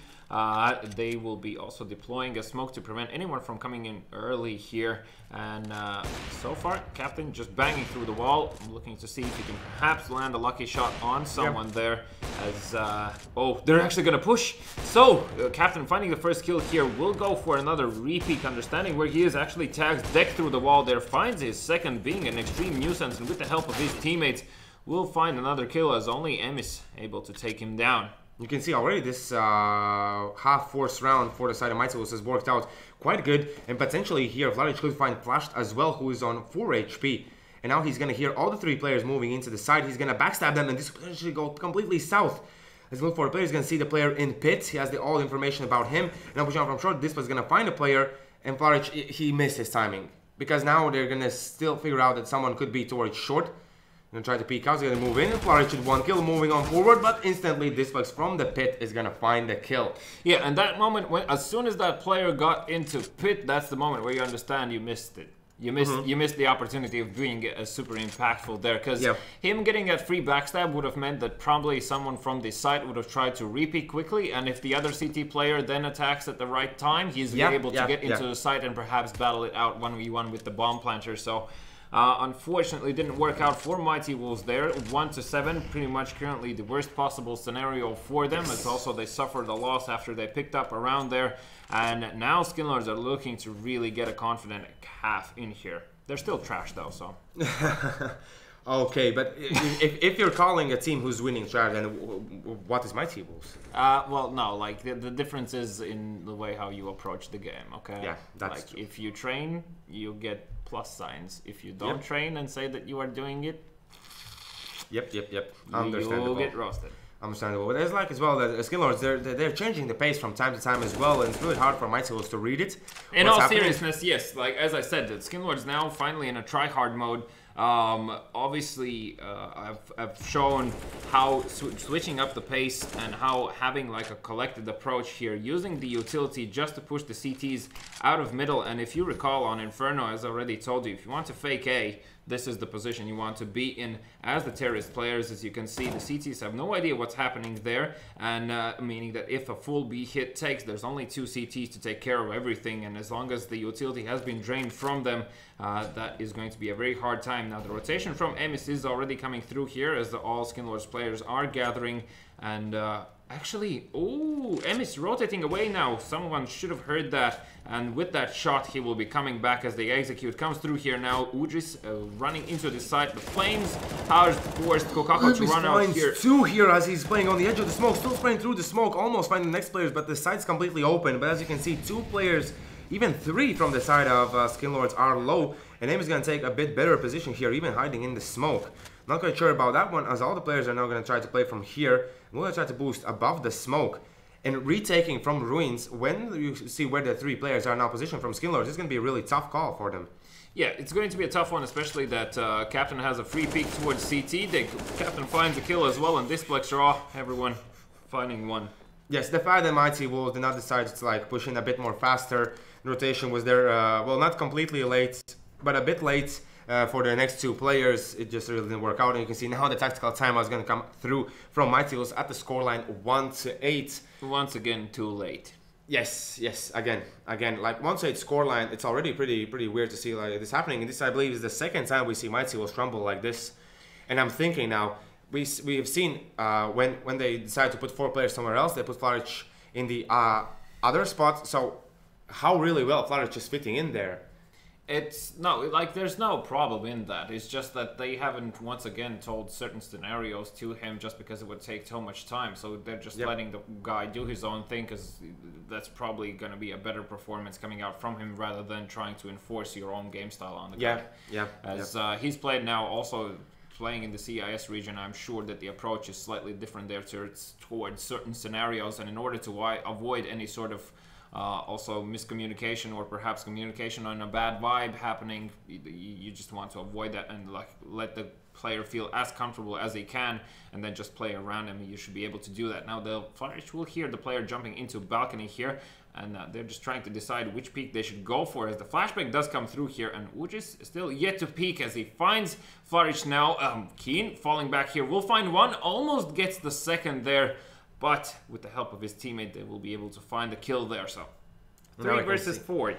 Yeah, and Skinlords, when they get those 2 kills, they're just establishing dominance here around the map, and they're not having even decided to rotate any side, but Mighty Wolves already have put 3 players towards the A site. Yeah, so it's a funny thing what's happening right now in general from Mighty Wolves. They're sort of trying to analyze what Skinlords are doing, when in reality, at some point in time on the map, Skinlords are doing literally nothing. So like that's the point where the CTs are really kind of overthinking it, but it's very hard for them to judge what's happening if you don't have any information or no grounds gain. You can see that they're definitely not taking banana control. I don't know, for the help of God. What? He finds them both, and he finds the bomb as well, and now Rob has such a great position. They should already know that the player could be in the apartments, because as you can see, they're going to be cornered in. So from both sides, and they still haven't picked up the weapons that were dropped down in the middle. This is going to be time for Flushed to shine. And he spots both of the players. He heard one of them coming through there, and Rob finding both. Yes, good job there. Well played there in the end, as now even the op will be picked up, and as you can see, the money situation for them is pretty good. On the side of Mighty Wolves, they're now going to go for the buy round, but I see that there's not going to be any ops picked up for them. It'll be all M4, so now I really hope that we're going to see a banana control and quite potentially maybe a push into second middle. Well, yeah, like one of the two needs to happen. I mean, the guys on AI set A bomb site have been slightly more proactive than Dek and Kukaho here in Banana. And I also don't understand why are they so reluctant to try and take banana control. I mean, there's not... Like, Skinlords are not super aggressive early on here. They just throw default utility and then afterwards just wait for any sort of push. And you can see they're now gathering once again towards the A bomb site. But and Mighty Wolves are missing all that information. So it's going to be all on to Flourish here and Emis to defend this one. At the moment, they're just staying in middle, making sure that they're not going to be pushed. They're not going to be backstabbed. As you can see, two players from the B side are going to rotate. So I'm really curious to see if they're going to stick with this one, as we've seen, like, the fakes, it's really working out. They're really pulling Mighty Wolves apart. Mighty Wolves are all the time moving around the map, not being stable, not being ready for the push, so they're really just, like, trying to balance this out. But Flourish has found Udris.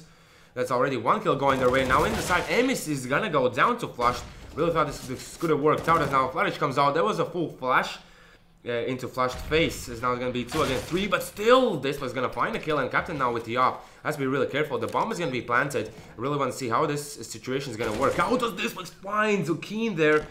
I'm not quite sure how he even spotted a player there. It shouldn't be the case. Now Deck's going to push on forward, playing around smoke. I don't think his position is known, but now he's going to show up. He's going to get the kill onto one of the players. He's going to be, he doesn't even get it. Was it really defense that messed him up completely? Or was it just Deck missing the shots? What? What was that? What seems to be the case, what happened also with, what game was that? That was Wildsports versus Skinlords on Dust 2, when every engagement just seemed to go their way. Yeah. Even at times where it looked like really weird. So I also don't understand what the hell is with these one-sided games today. I mean, please, for the love of God, someone gather yourselves. Yeah, and like, if it would pick a team who can gather themselves, it would be Mighty Wolves, but not in this scenario. I mean, we've said before that Mighty Wolves are a team that you don't want to count out, and of course any sort of comeback is still a possibility, but in order for it to happen, I mean, you need more than one round for sure. Exactly. Ooh. As Flaric has found a kill, so towards the apartment, he's going to push on forward, but instantly Displex is there to get the kill back. It feels like definitely the Skillords are playing as a unit. This time around, it's going to be 4v4 as they slowly try to take control of a site. And as you can see, it's going to be Keen meeting Displex in Ralph here in the second, as now it looks like they even want to try to take control of this B site against a lot of players, but Deck is going to come out on top in that duel. Now from the back lines, Displex manages to get away, so the bomb is going to be planted and they're just going to wait for them to come through. But at this stage, Kokaho saving the AK would be something good. Yeah, for sure. I mean, even... Well, they've saved weapons before, and they haven't found any success. Nobody's really showing up on the side of Mighty Wolves. I really want to point out that I said Deck should show up, and he's been really quiet for the past like 3 games that we have seen from Mighty Wolves. How many kills Captain has, though? Captain at the moment has 14. Yeah. So he's doing pretty okay. Displex as well has found his way into this game. But here is going to be only one weapon saved. Where did Flushed die? Oh, in the apartment. So already Deck is there to pick up the weapon. Okay, is the weapon hidden? Perhaps might be hidden away. Anyway, yeah, I mean, it's hard to say why Mighty Wolves. Deck finds the op. Yep, he did. Lol in chat once again. Anyway, yeah, I mean, for Mighty Wolves, they definitely have failed so many rounds here just because they have failed to establish early banana control and have failed to hold on to it or even like retake it later on. They don't do it at all. I honestly don't understand why. Amos now finally with an aggressive peek will find a kill, and also Keen finding another one in apartments here. So Skinlord's aggression shut down early with the double op setup. Flourish even finding the kill through the smoke there. Might have been a small gap, but not entirely sure on that one. Leaves only Captain and Displex to try and clutch it out. Flourish now with the peak might be able to find a player here. Actually, just heard the player in the middle, and that forced him to fall back. I believe here. Captain scoped, and that's put Flourish on the back foot. Yeah. So now let's see. Captain is clearing out the corners, as now they're going to push on forward, but Flourish now in the smoke. He's going to find a kill. Nor can he. He will find Displex there in the end. It took a long time, as now there's going to be only Captain here remaining, as he was already spotted there by Deck. No luck for him in the apartments. Instantly Flourish comes through, and this round, no players lost on the side of Mighty Wolves. Very convincing. They should have done this earlier on. Like, their aggression really can pay off, and then they're good with it. Yeah, so now they decided to go for the change of pace and in terms of aggression with the double op setup, just going for those peaks. But as I already said, this could be way too late for Mighty Wolves unless they pick up the remaining 4 rounds and the first and the consequential rounds after the side switch. Yeah. I really don't see this happening for them. I mean, it's so far they seem to start to fall apart. Yeah, well, otherwise, they might hope for the scenario where they completely shut down Skinlords as they did in the previous round. Keen now understands that someone already has moved up close in this position. That flashbang, though, will force him also to fall back as the Molotov comes through there, so... Slowly now, Skinlords are moving around the map. As you can see, not too much information gathered. And I like the fact that Mighty Wolves were trying to get that banana control. But since they realized that they might go down in a situation where they don't want to go down, they instantly fall back. And here Keen had the chance to go for the wallbang, but this position is very open.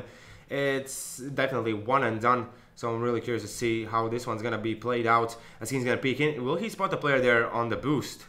Oh! Almost! Was that? Who was there jumping? I believe Rob. He was trying to go for this crazy jump peek. Trying to find a kill. Did not work out. But as you can see, 3 players boosted up in the banana. As I believe they flashed themselves. Quite unfortunate they can't really move through. But Urus here is already trying to get that control towards middle. You can see already it asks for MS rotation. It's still going to be a B hit. Kokako together with Keen, they're ready. They even have switched up who plays in which side. Yeah, so they're trying to change the players around in hopes that that will be more impactful. It previously was successful, so question is, will it be again? And now Keen believes that this is going to be A. M is finding the kill towards Archway, and Keen also able to drop the bomb there. Kokako still needs to just stay alive and deny the bomb plant, deny the bomb plant, deny the bomb plant. Thank you. He's that gonna is the round one. Yes, exactly. Skinlord took way too long of a time to make this one count. As we can see, even Captain's gonna go down, so no op saved, and they are on the back foot. Such an important round for Mighty Wolves and very well played. Yeah, so I mean this change in Skinlord's approach, they tried to do a double fake to really throw off Mighty Wolves here. Unfortunately, it didn't work out, as it just took, I would say, 3 seconds too long. Yeah, 3 seconds too long, because then they felt pressured into actually getting into the site. That meant not clearing everything out. There was not enough time to clear out. If Keen misses that shot, then the round would have been Skinlord's, quite potentially. Yeah, exactly. But you should suspect at all times that there is an AVP in front of you. So especially against a double op setup. So yep. As you can see, Skinlords have taken a bit of a damage here already. Captain Udus and Rav dropped down to half HP or lower. As now it's going to be CT's trying to retake the control of middle. As you can see, 2 ops even peeking towards this position. In front of that back line, as that comes through, is going to get flushed. And let's just see, are they going to peek out right now? As the smokes are going to come through, Keen is going to find Udris and will manage to get himself back. As now there's still all 3 players in the middle. And let's just see towards which position do they go to, as Kokako is going to find Ra. The players who are still staying here, only Disperx remaining, as he has found already 2. Still has to find 3 more. Oh, runs out of bullets. Can't find a kill against Flourish. Looking at the ceiling, trying to pre-fire angles here, is not finding anything just yet, but still another 40 seconds. Nice pop flash coming out from him backwards there, as now peeking towards the default position. Will not spot anyone just yet, and the player in pit jump spotting now with the shots fired. Did he actually tag someone? I'm not quite sure if he tagged this player, but he almost takes him down. He did not tag him. He did not tag the Flourish in the end, but Mighty Wolves, good job for them. 3 rounds in a row there in the end, but 4-11. Now the T side has to be really convincing, and we know that they do have the setups. But as you already said, Flourish is not given the full detail about what is the execute there and everything else. So I'm really curious to see how that is going to work out. I mean, at this stage, I would say fight fire with fire. You need to stop the momentum of Skinlord, so you need to do exactly the same what they did to you and push them into the ground, being afraid of retaking anything, and then afterwards just abuse the fact till the very end. So that's still very doable for them. Of course, a calm approach is still an opportunity, but in the first round, we're having Glocks playing against the USPs. You really want to have the movement on your side and like abuse the fact of the quickness and make sure that the CTs don't have enough time to take aim and actually go for those one-taps. So it seems that we have a technical pause. We do. We do. For unknown reasons. For unknown at the moment. As is the camera on us? Yes, so I'm going to check if there's anything in chat. Okay. There's a lot of things in chat, but...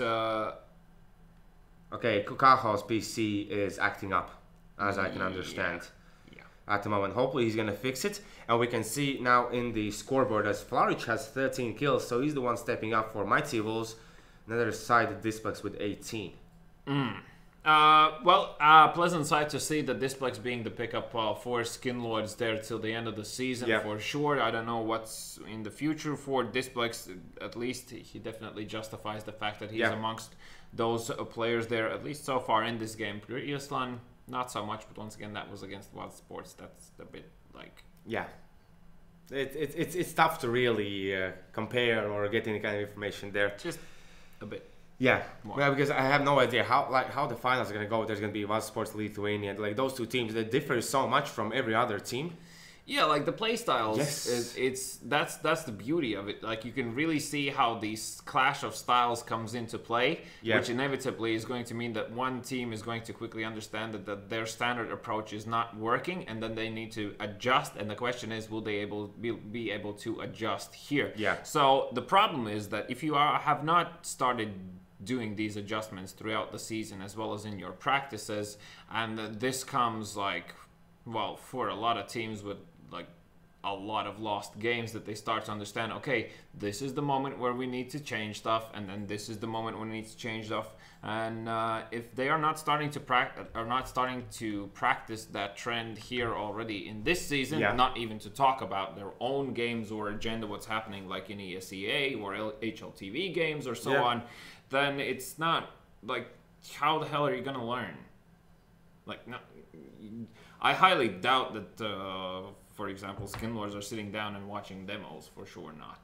Yeah. So, but we know the Mighty Wolves are, and to be honest, most of the teams in this tournament probably are not doing it. Oh, that could be a pretty interesting statistic that we could pull out and ask. How are you preparing for the matches? We're gonna ask that Gekons while he's in London. With the coffee, he's gonna do that. With a coffee and a cigarette, probably for the most players. So, yeah, don't smoke, kids. Yes, don't do that. Let's see now. It's gonna be now Mighty Wolves on the T side. Skinlords as well. Very calm and collected approach at the moment. 3 players posted up towards B. I really like how they have set up. So 1 player towards Dark, towards New Box, and as well in the Coffins. So I'm really curious to see what's going to be the approach here for these teams. It's actually going to be a fake into Banana with this flashbang. I love this fact, as now that is an indication that someone like might be clearing out this close area, and considering that nobody from Skinlords on B is peeking, means that it's all on Udris here to get the early information. And considering that there's going to be 3 players coming out from apartments here, doesn't mean that the A hit is on the way. His captain is completely smoked off. All 5 players from Mighty Wolves are in the site, and once again this is going to be an interesting retake. Is it a full 5 versus 5? Everyone is full HP, even grounds here, apart from the fact that the bomb is planted. So CTs need to make a run for it, but Udris does have the kit available and staying alive here long enough, just making sure that the team comes through. What is M is doing, as he's gonna lose his life to flush. And now next skill for Captain. As we can see, they're slowly tickling in the side. He's gonna be Faric in pretty good position to stop the push from happening, but it's gonna be 2v1, 1v1, as Flush is gonna be left with 6 HP. So now let's see how this one's going to go through, as Flush was spotted with the bombs running down. There is no time for Flush to defuse it, as he's just going to look for the kill. And he's going to be taken down by Flush any moment now. It's going to be the first round here in the second half. Keen the savior there. Find 3 kills and was able to pick up on the slack of his teammates there in that post-plant situation. So Mighty Wolves now do have a chance if they manage to first of all secure these next 2 following rounds, that is this one and the one after, and if they win the first buy round, then they can equalize the scoreline and still could be any man's game here. Yeah, most definitely, but let's see if that's going to be the case. As at the moment, one more time, even when they have the buy, they know that they're going to be standing up against pistols. So the slow approach is in place. And here towards middle, we see that this is going to be Captain trying to peek in. This was not so much, although I think this was okay. Just because he has a CZ, of course, he does not peek in. But if he had a Deagle, I think they definitely need someone. Just check out the middle, look for the kills, look for information. You're going to see a lot here. As the smoke is going to be dropped down, the bomb is going to move towards the B site. Yeah, so Mighty Wolves are just gonna go in together as 5. Raw, of course, with that shoulder peek, looking to find the timing when to deploy the smoke to prevent anyone else from trickling into this bomb site, or at least to obscure vision as the nades come through. Raw is gonna be pushing towards that grenade, quite possibly finds so much damage. Deck pushing through actually has the mindfulness, or perhaps just spotted the player as he was passing through there through those grenades that someone already had pushed up close. So Displex now on the flank here into Banana, considering that Banana is smoked off, and Keen already expecting for such an event to take place. He's going to be calling for backup there to make sure that he's not going to be fighting this one alone. Yep, and as we can see, Udris, just because he has the Deagle and the armor, he's going to go and save this weapon. Captain together with Displex still are trying to find their luck and maybe find even a weapon here. Is going to be okay. Good job there, Displex, for trying them as well. He gives a shout out to the enemy, but then jumping up and down there does not help. Oh, I needed to pick up my lucky knife. You needed that, yes? Yeah. Okay. Let's just see now. It's going to be one more round going the way now of Mighty Wolves. One more recall for the side of Skinlords. Curious to see if they're going to pick up maybe some grenades, as Mighty Wolves did. And a tactical timeout for Skinlords. What? No. Hello? No. What? Am I dreaming? I don't understand this. Matrix is real. Yeah. Because this has never happened in the history of CSGO. Skinlord's taking a tactical timeout. Interesting choice to do it on an eco round, where they still don't have too much prepared. Do they really want to bring this one back here? Well, perhaps you just want to have a clear idea before the buy round and not make it too obvious. Perhaps you're trying to fake out the opponents that you're thinking about what to do in this pistol round, when in reality you're talking about the gun round. Yep, that is true. That can always be the case. Let's see now. It's going to be 2 deagles for the side of Skinlords. Want to see if any of those get any kills. It's going to be Captain moving through, but the Molotov was there, still looking for a kill. Speed dropped down to 38 HP. Udris can't find a kill, as Displex will be wallbanged there by Keen from the bridge into the A apartments. Good job, Keen. Amazing! 3 players from Skinlords towards B though, as actually now when I think about it, Mighty Wolves probably are not going to be switching up the pace. They're going to play it in the same fashion throughout here, because if they have the feeling of control, they also feel better when they're executing, and they work better as a unit. And presuming that Skinlords might find trouble working with that fact, and also if what Skinlords will try to do is they're going to try to find more entries, and being on the CT side, they will potentially give up man advantages that way. So actually it makes sense that Mighty Wolves would stay in the same fashion here as they have so far, and just working together as a unit. This site is completely cleared out already, and only Ujus, Ram, and Flushed remaining on the B-bomb site. Yes, and now since these players don't have too much to save, just going for the economical damage would be great here. Of course, I believe Emerson and Kokako will want to rebuy their weapons. They're not going to be leading with MP7s. They don't want to give any chance now to Skinlords. The drop is going to find 1 kill, looking for the second one. Kokako will be dropped down. And now Udris, I believe he was hurt there by Flaric. Yeah, Flaric is on the prowl, hunt, or whatever you call it, as Udris, 18 HP, stuck in apartments, and will they actually go for this pick? They actually going to go for it. Why not? Gets the kill, gets the extra monies. No problemo. 7-11 as now the Byron's going to come through. Captain quite potentially go for the up. He goes for AUG. Okay. Okay, he had the money for the op. Might have been a misbuy. And he gives it to Flushed. Yeah, I feel like that could have been a misbuy there. 4-4, 4-5. Yes. Oh, Captain will be pretty sad about that one. Yeah. Well, but the benefits of mechanical keyboards. Every key is super sensitive. In all seriousness, no. And it's checking also for that boost above the smoke. Great mindfulness coming out from him, as Flaric making his way towards the A site. Through apartments here, Flushed with the AUG in hand. Slightly weird sight to see, but as we all know from NBK, hey, very valid. Yeah, it definitely works. And as well, if you play PUBG, then that's the most similar weapon that you can get. So yeah, like in both games, you're practicing the same thing. Yeah, but in PUBG, you can only get it out from a drop. Airdrop. Yeah, okay. You can't find it on the ground there. So anyway, execute towards A seems to be beginning here, as they're still deck in Banana, and now with the peek into Banana coming out from Raw, I believe that is going to be information established that this is definitely an A hit already. A rotation is coming through, and Mighty Wolves really need to go now in order for them to get into this site. So much time is being wasted that the rotation is fully happening here, and also Raw taking control over Banana means that this is going to be a very hard battle over the A bomb site.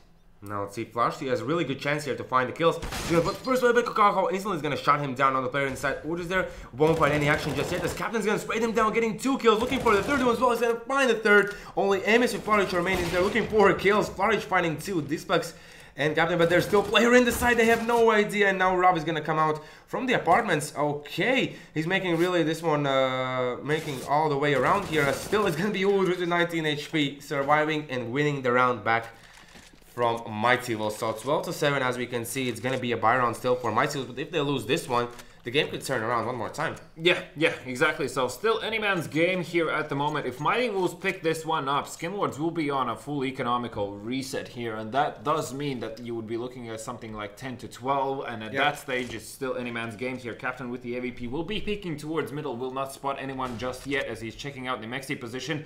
Deck pushing forward with the MP7 in hand, will spot at least one player towards the B bomb site. This should force a good amount of utility out of Skinlords players with that Molotov towards the short position. Also is warning signs for Skinlords here, and right now, looking from what's happening instantaneously on both sides, it's not really clear for Skinlords where the bomb or the hit is going to be. Captain, of course, with the AVP will not spot anyone just yet towards middle, will rotate around towards the default position, and he's known to play around that area and find greater success there, as this still seems to be a fake towards A, and a beautifully executed at that. As you can see, the players have pushed themselves back, and now walking away, Mighty Wolves will be hitting this B bomb site. And look at the utility on this side of Skinlords. No smokes, a few flashbangs, and a Molotov, which has just been used by Flush there to delay any sort of extra seconds. You can also see that Udris is on the rotation here towards B. Mighty Wolves, as they wait another 15 seconds here before they execute towards the site, they might... I believe Flush spotted the players towards B, so he knows what's up, so instantly the flashbang should come through. As not coming out just yet, and Flush is going to look for a kill, but Islandix is going to find a kill, but there is still Rob in the site as he's looking for kills, but he sidesteps too much, and his all body will be open, and the defense falls for Skinlords. And what a time to play a fake. This is exactly why I say fakes are crucial in crucial rounds, because, like... Mighty Wolves haven't really thrown a super fake in a while. They haven't done it. The past few games have been really bad for them. Yeah, so throwing a fake now when the CTs are on the brink of an economical reset does mean that also Flourish here has free reign to hunt for these kills, and he might just find one of these players here. That he saw a player jumping up in the balcony, he should instantly check the left side and go for even free fire, and he's gonna find this box instantly. Now, Captain, the only man left here in pit with the AVP. He's going to be saving it, and also Flourish doesn't feel like going for that peak, understanding that probably Captain has the upper hand in that situation. So definitely. Still AVP retained for the side of Skinlords here. Off the back of that, I mean, what is the current round situation for us? Yeah, okay, so off the fact that they have the AVP, they will go for a force buy as well, considering that a few of the players were sitting on like 1,700 or something money. So in that situation, you still will be forcing up if there's at least another 2 players sitting around that money. And therefore, as I already said, in theory, this should be 10 to 12 in a few moments. But Displex with the peak. Will spot the player. Didn't expect for someone else to be looking through that gap, and did take a bit of damage in the process there. Where's Captain with the op? Captain with the op at the moment. Okay. Yeah, so he's checking if anyone's going to push through. At the moment, there are 2 players trying to figure out if they can move in there. But with having Udris this close as well, like, he can bait for Captain as well since he has the op. But he's going to go for the deep end peak to find the kills, and he could potentially spot something here. He's going to peek out, he's going to spot the player, he's going to find Deck. That is 1 kill going the way of Skinlords here in this round, which in theory should not go their way. And instantly they'll be rotating towards the other side, understanding where the AVP is, knowing that this is a force by the A players have limited utility. They have already trickled in, but Captain already a step ahead of them will have a chance at taking a shot here. Unfortunately, it doesn't work out just yet, and once again a rotation coming through. Udris now even leaving B bomb site, as there's so much utility used towards A, and B is completely open. Excellent use of the actual map. Kokaho now also advancing forward, should hear Udris towards coffins, as the bomb plat will come through. He's just checking if anyone will be jumping up here. Udris has been found. Flourish now taken down by Raw with the AK. Definitely not a man he wants to face with that weapon. Displex also finding a kill onto Keen here. This is still doable for Skinlords here, and now Kokaho only finding 1. With 1 HP against 2 players here. Instantly the smoke's going to be dropped down. They're going to go for the defuse. Emmy scan, find a player as Captain with the op. Finds him through the smoke. The bomb is going to be defused. That's going to be the 13th round for Skinlords. Even on the back foot, they managed to get this round back. But with that bomb plan, they still have the money, so they're going to buy up one more time. And this game could go like this for a long time, it feels like. Now, Mighty Wolves need back-to-back rounds here in order for them to really have a good shot of winning it out. Otherwise, they will just have to hope and pray that Skinlords make terrible mistakes, which wouldn't be uncommon. But at this stage, I mean, Skinlords are not dumb. Like, they understand that you really need to like just keep composure right now. And I mean, really, if Skinlords win this one, Mighty Wolves are going to be extremely upset, because that potentially is them out of the top 4. Exactly. So it's very important that they keep their composure as well. At the moment, the fact that at the moment they're approaching every single round the same it's kind of scary for me, because it feels like if they're gonna change, they need to change pace. Like having one player run out, you know, like the deep smoke towards the site in B, where the players could just like cancel out B site and run through CT. Like anything, on anything unorthodox here should make it work, because as I already said, doing everything every single round, the Skinlords already know what's going to be the next step for you. Probably yes. Now the Mighty Wolves did throw 2 fakes back to back in this round, so that is still a possibility. But Captain, as I said, that will find already. Deck will just also will find 1. Displex, however, should have gotten that kill. Captain there to pick up the slack, but keen to retaliate as Captain still alive in this site. 2v2. Just to hide against these 2 players. They're still going to find a kill. No. The last player there is going to be 1v1 between Keen and Ra. As Ra is really close towards the A site, he's going to hear the bomb plant, and instantly Ra is going to push on forward. He's going to look if anyone's going to leave the site. And he's given away with his position with that. Keen has 2 flashbangs available. I would suggest just popping one of them at least to see if you can spot it, but he just decides to go for the peek and will secure the round there. So great job coming out from him. You can see my Skinlords once again in an odd predicament. Now, having a round where you won, lost 1, you lost 1, and then lost again. So this is the moment where you definitely go for a full eco. Because like if you force up here, then you're risking of throwing away the game. Exactly.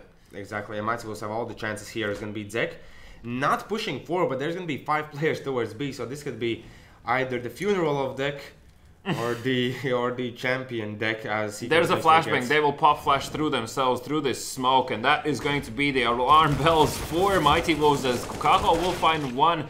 Oh my god, kills are going backwards and forwards, but at the end of the day still favor Mighty Wolves as only Displex's left man standing, and that was a lot of kills traded here. As you can see, he's desperately trying to get the MP7, it's just not being picked up. Yes, as the Moto is going to come through, and Keen is just going to keep on tabs so he doesn't pick up that weapon. Yeah. Well, at least I think that's going to be the case here. No, he won't, as now quite potentially he could peek out and still find a kill. I believe he was just spotted as well. He managed to pick up that MP7, does know that there's a player towards that ramp. Will tag up Keen just a little bit, but not enough to really cause any trouble. You can see, I believe he just spotted 2 players, and I believe he was spotted as well. He's not being tagged up, he's 32 HP, he's looking for a kill, he almost finds it. He knows where to look for the other guy, he spots him as well. This is quite an interesting scenario here, what's happening right here, as they can't really find him above the smoke. It just only could be M is finding him, but no, Flourish at the end finds him 10-13. The situation is now kind of out of hands for Skinlords. Yeah, so Skinlords in this situation would really want to eco one more time. No, what are you doing? They're forcing up, at least Udris is. Yeah. The rest of the players aren't. Right. Well, some sort of either misbuy or miscommunication has happened. Emis definitely saw these players pushing in down into middle here. Deck burning down into Banana. Finally finds a safe spot as Emis is just desperately calling for help here. Does not spot anyone just yet as Keen will find a kill of his own there in the process. Udris, however, has found Deck. So, 4 against 2 here. Not the best position for Rava, as I believe he was spotted there for a moment. So now going to be 4 players peeking forward, and can't he find? He's gonna find Kokako. He's gonna look for more as the players are pushing forward. He does the damage, but does not get the kills. Now Wooders on the backline is gonna find a kill, but Emis instantly, Keen is gonna get killed back with 1 HP. So 11-13, and now the full buy is gonna come through. Udris is gonna have one more time only the UMP, but Captain with the op, he has a good spawn for middle. Yeah, Captain definitely he has to go for the peak. I actually think he's gonna go for the second middle peak. Oh. Yeah, that could be a possibility. Nope. What? Nope. They needed to be a bit more aggressive. They needed that. Yeah, the early upper man advantage would have been extremely helpful for them here. Emis now with the op as well. He's going to be looking for kills of his own. And Keen jumping into apartments here. Obviously, a standard clearing out of corners here before any sort of judgment is being made. A very early Molotov dropped here from Udris into apartments just to make sure he can fall back safely there and will not be surprised by anything. Also, looks like is going to be followed up by a smoke. Flourish peeking towards A long, looking to see if he can spot any player peeking towards him. Displex with that smoke around the minute timer. Once again, Keen with this Molotov. Oh, are they doing the same thing? are gonna... Are they gonna be faking A once again and going B? As Flourish pushing through that smoke, jumping down into short, will not spot anyone just yet. And Captain does not spot him as well.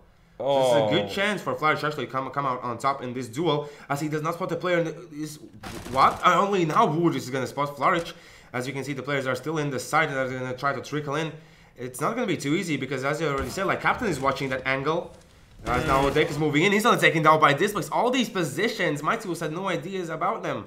One by one. One by one, exactly. As they're gonna head back towards the B side. It's gonna be Rav there together with Flushed. 20 seconds, they'll be saving. Yeah. Oh, it's slightly unlucky that Flourish didn't spot the player in pit. His positioning could have been slightly better. I mean, if you didn't greet anyone in apartments, you do know that there's most likely a player in pit. So leaving yourself exposed in such a way, anyone who strafes a bit wider will spot you in that situation. So I feel like that, unfortunately, was a mistake coming out from him. And off the back of that, one more player giving up himself for free from the side of Mighty Wolves without any sort of smokes, flashbangs over. It's just not good enough really at this stage. And now Skinlord's really on the brink of running away with a victory here, and a huge upset for Mighty Wolves, as this would mean their denial towards the top 4 and the finals. I think they still have a chance even if they lose this one. Yeah, but shouldn't certain things happen there? Well, in the next week we'll definitely know. In the next we're gonna do the math. But I think still, because there's still 3 more games that need to be played for Mighty Wolves. Yeah, and Autoclash needs to fail. But it's talking about the week 7 is here. Captain has found already Emis. That is the upper down on the side of Mighty Wolves. As Captain's looking for more, but no luck for him just yet. As Rob is going to be aggressive towards this banana position, overtaking the control the Mighty was established before, and now with 2 players, it's not going to be too easy to retake them. As you can see, since Rob has dropped down the smoke, and here's most of the things happening towards B, we can see here this place is going to burn down Keen. How in the God's name did that happen? There's going to be 3v5 situation here, and Skillers could potentially get this 15th round, and then Mighty Wolves are going to be on an eco. Yeah. And then that is it. And that is it. It's going to be only Deck with Kokako remaining. They should kind of realize that this is going to be B hit. As it's going to be only Rob waiting there. But with Molotovs thrown down, 2 Molotovs thrown down. Even the grenade coming through as Deck's been left with 75 HP. Even the rotation coming through and from the backlines as well. Urz is ready to shut them down. So no weapons. Saved potentially. Nope. It's going to be a kill. This box only gets 1. And Kokako just has to get away from this one. 15 to 11. This is just something that Mighty Wolves should not allow to happen. But as well, there's always a chance for the overtime. Yeah, well, overtime, of course, is still a possibility here. But sitting on 15 to 11, Mighty Wolves being only with 1 rifle in hand in the next following round, potentially, unless like there's some sort of SMG picked up. Yeah. Wow. Yeah, it's not going to work out so well. So now let's see. How are they going to approach this round? Maybe a fast round out of nowhere could potentially work out, but it's always a really high-risk situation for them. As now it's going to be, okay, so 2 M4s, 2 AKs, and 1 AWP on the side of Captain. That's how we can see only pistols, but at least they picked up utility. They have all 5 smokes. Yeah, all 5 smokes for them. As right now, once again, with the flashbang, is going to be peeking into Banana. Will not spot anyone just yet, and already being able to deploy this deep smoke does mean that Banana control is theirs. And now what seems to be is... I'm just trying to understand, with the bomb being so far back, is this a fake towards A and then afterwards towards B, or what's the idea here? Well, in a way, since they have this kind of utility, this would be the best thing for them to do. But if they're going to try to fake this one, as they will, it's going to be flush here ready for them, as the Molotov is going to come through, and now he's going to back off. He doesn't, but oh, he's going to get the kill. No idea. Did he really hear the player burn there? Might be. He got the kill. As now we can see the rotation is going to come through as well, as they realize this could potentially be fake. And only that kill stopped the fake from happening. You can see now it's going to be 3 players towards B. And this round should definitely be Skinlords. Yeah, I mean, Captain is already going to get the first kill here. It will need to add more on top. Barely any utility left in the hands of Mighty Wolves here. As crossing over here, Emis does get the actual kill onto Raw there. Flush it now, needs to stay alive. The Molotov will flush him out from position. He will deny the bomb plant. And with the spray transfer, also looking to add more damage on top here. Emis did eventually find a kill in that situation. That is his second. Captain also, yeah, surprisingly makes it out. So now let's see, the bomb is not yet planted, so might will still need to do that, but with people being here as they're gonna spot everyone, and that is going to be it. 16 to 11, Skillords take it.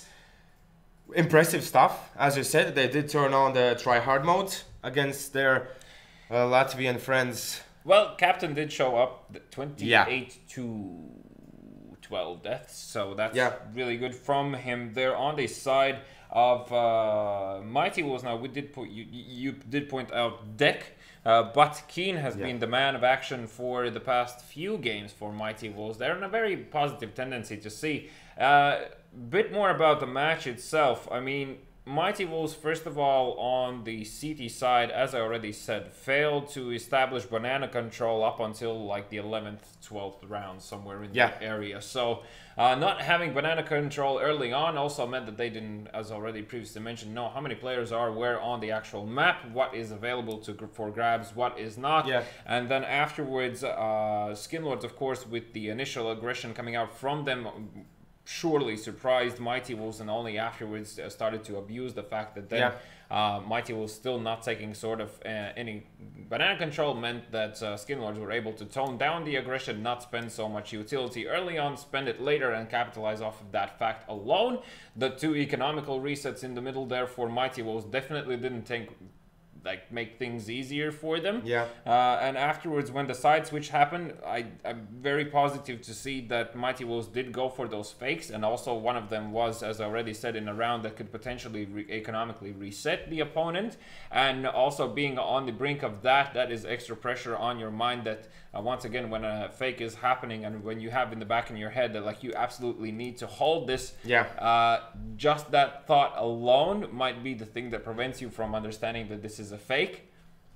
So all in all, of course, the executes were there for Mighty Wolves for the most part, but yeah, towards the later half here, I'm not really sure. Like I see no reason as to why they wouldn't have been able to like gather themselves and try to understand. They did it so things. late. They did it so late. Like the first time out came in so late. They changed the pace on the T side as well so late. Everything was just a bit too late, and it has been a problem for them even in the past. Yeah, so something's not really sticking there internally for them. Well, Skinlords displaying what we should have been seeing throughout the whole season, hence my flaming throughout the whole season, and probably is not going to stop because I presume this is the only match that we'll see them shine. Okay. Just Skinlords things, you know, as always. But yeah, a very confusing match to watch because I definitely mentally was putting Mighty Wolves in a different position, and this now off of their previous results as well is really starting to raise serious questions and alarm bells in terms of what the future is for Mighty Wolves. Exactly. Because surely this leaves some sort of an impact on you. It should. Well, it definitely should, because like now on the brink of not getting into the top 4, and they're currently on like -5 round difference wise. Yeah. So even if they get back into the points, 10. Yeah, now it's going to be -10. And all of Touch Plus has +26. Is that correct? Yeah. So Mighty Wolves, they really need to pull their strings to make it to the finals. No overtimes, that's for sure. And maximum round differences also for sure. So full tryhard mode on for them, even though it should have been already today. And as I already said, perhaps the faster pace coming out from Skinlords is something that threw them off guard. The economical resets then failing to understand that they still need to have banana control. All these things quickly accumulated, and at one point the score was like what, 1-8 as well in this game. Exactly. So what initially looked to be a very one-sided game, of course, did turn out to be a bit closer. Off of this Skinlords victory, this means that our prediction game in 4 CSGO does finish with the score of 4-3 in apparently once again his favor. Very nice. So once again, I will suffer. Yes. Amazing. Send me some suggestions for his suffering, please. Please send me some I don't know where you can catch me on Steam or whatever. Just send me some so I know what to give to this guy as a punishment, as we only have 2 more weeks left. Congratulations to Vault giveaway winner as well. Check out the big giveaway that we're having down at the description below. 2 VIP tickets, 10 regular tickets for both days. a keyboard, a headset, a curved monitor, mouse, curved monitor. You can almost get a PC just from that giveaway. Apart from getting the PC, but there we go. So there's still it's a enough. lot of stuff. It's enough. So for now, we're gonna say goodbye to you. MMV. Manvi, bye. Yes. See you. You can see you in PUBG. Me next week.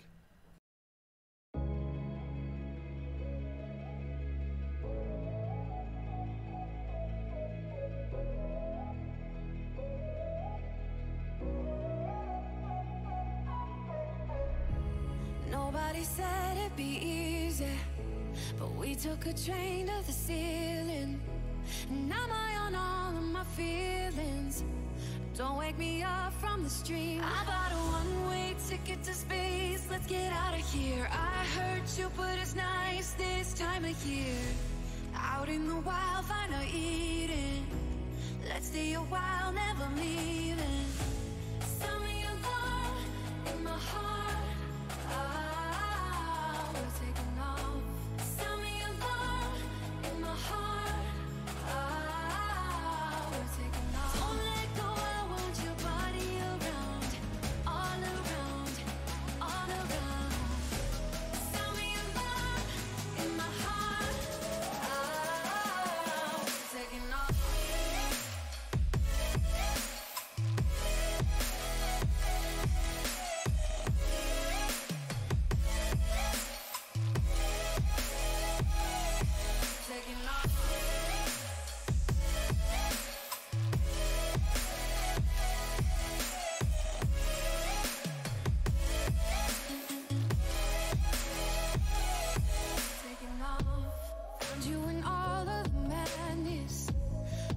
Your voice in the static, your skin on my skin like a magnet.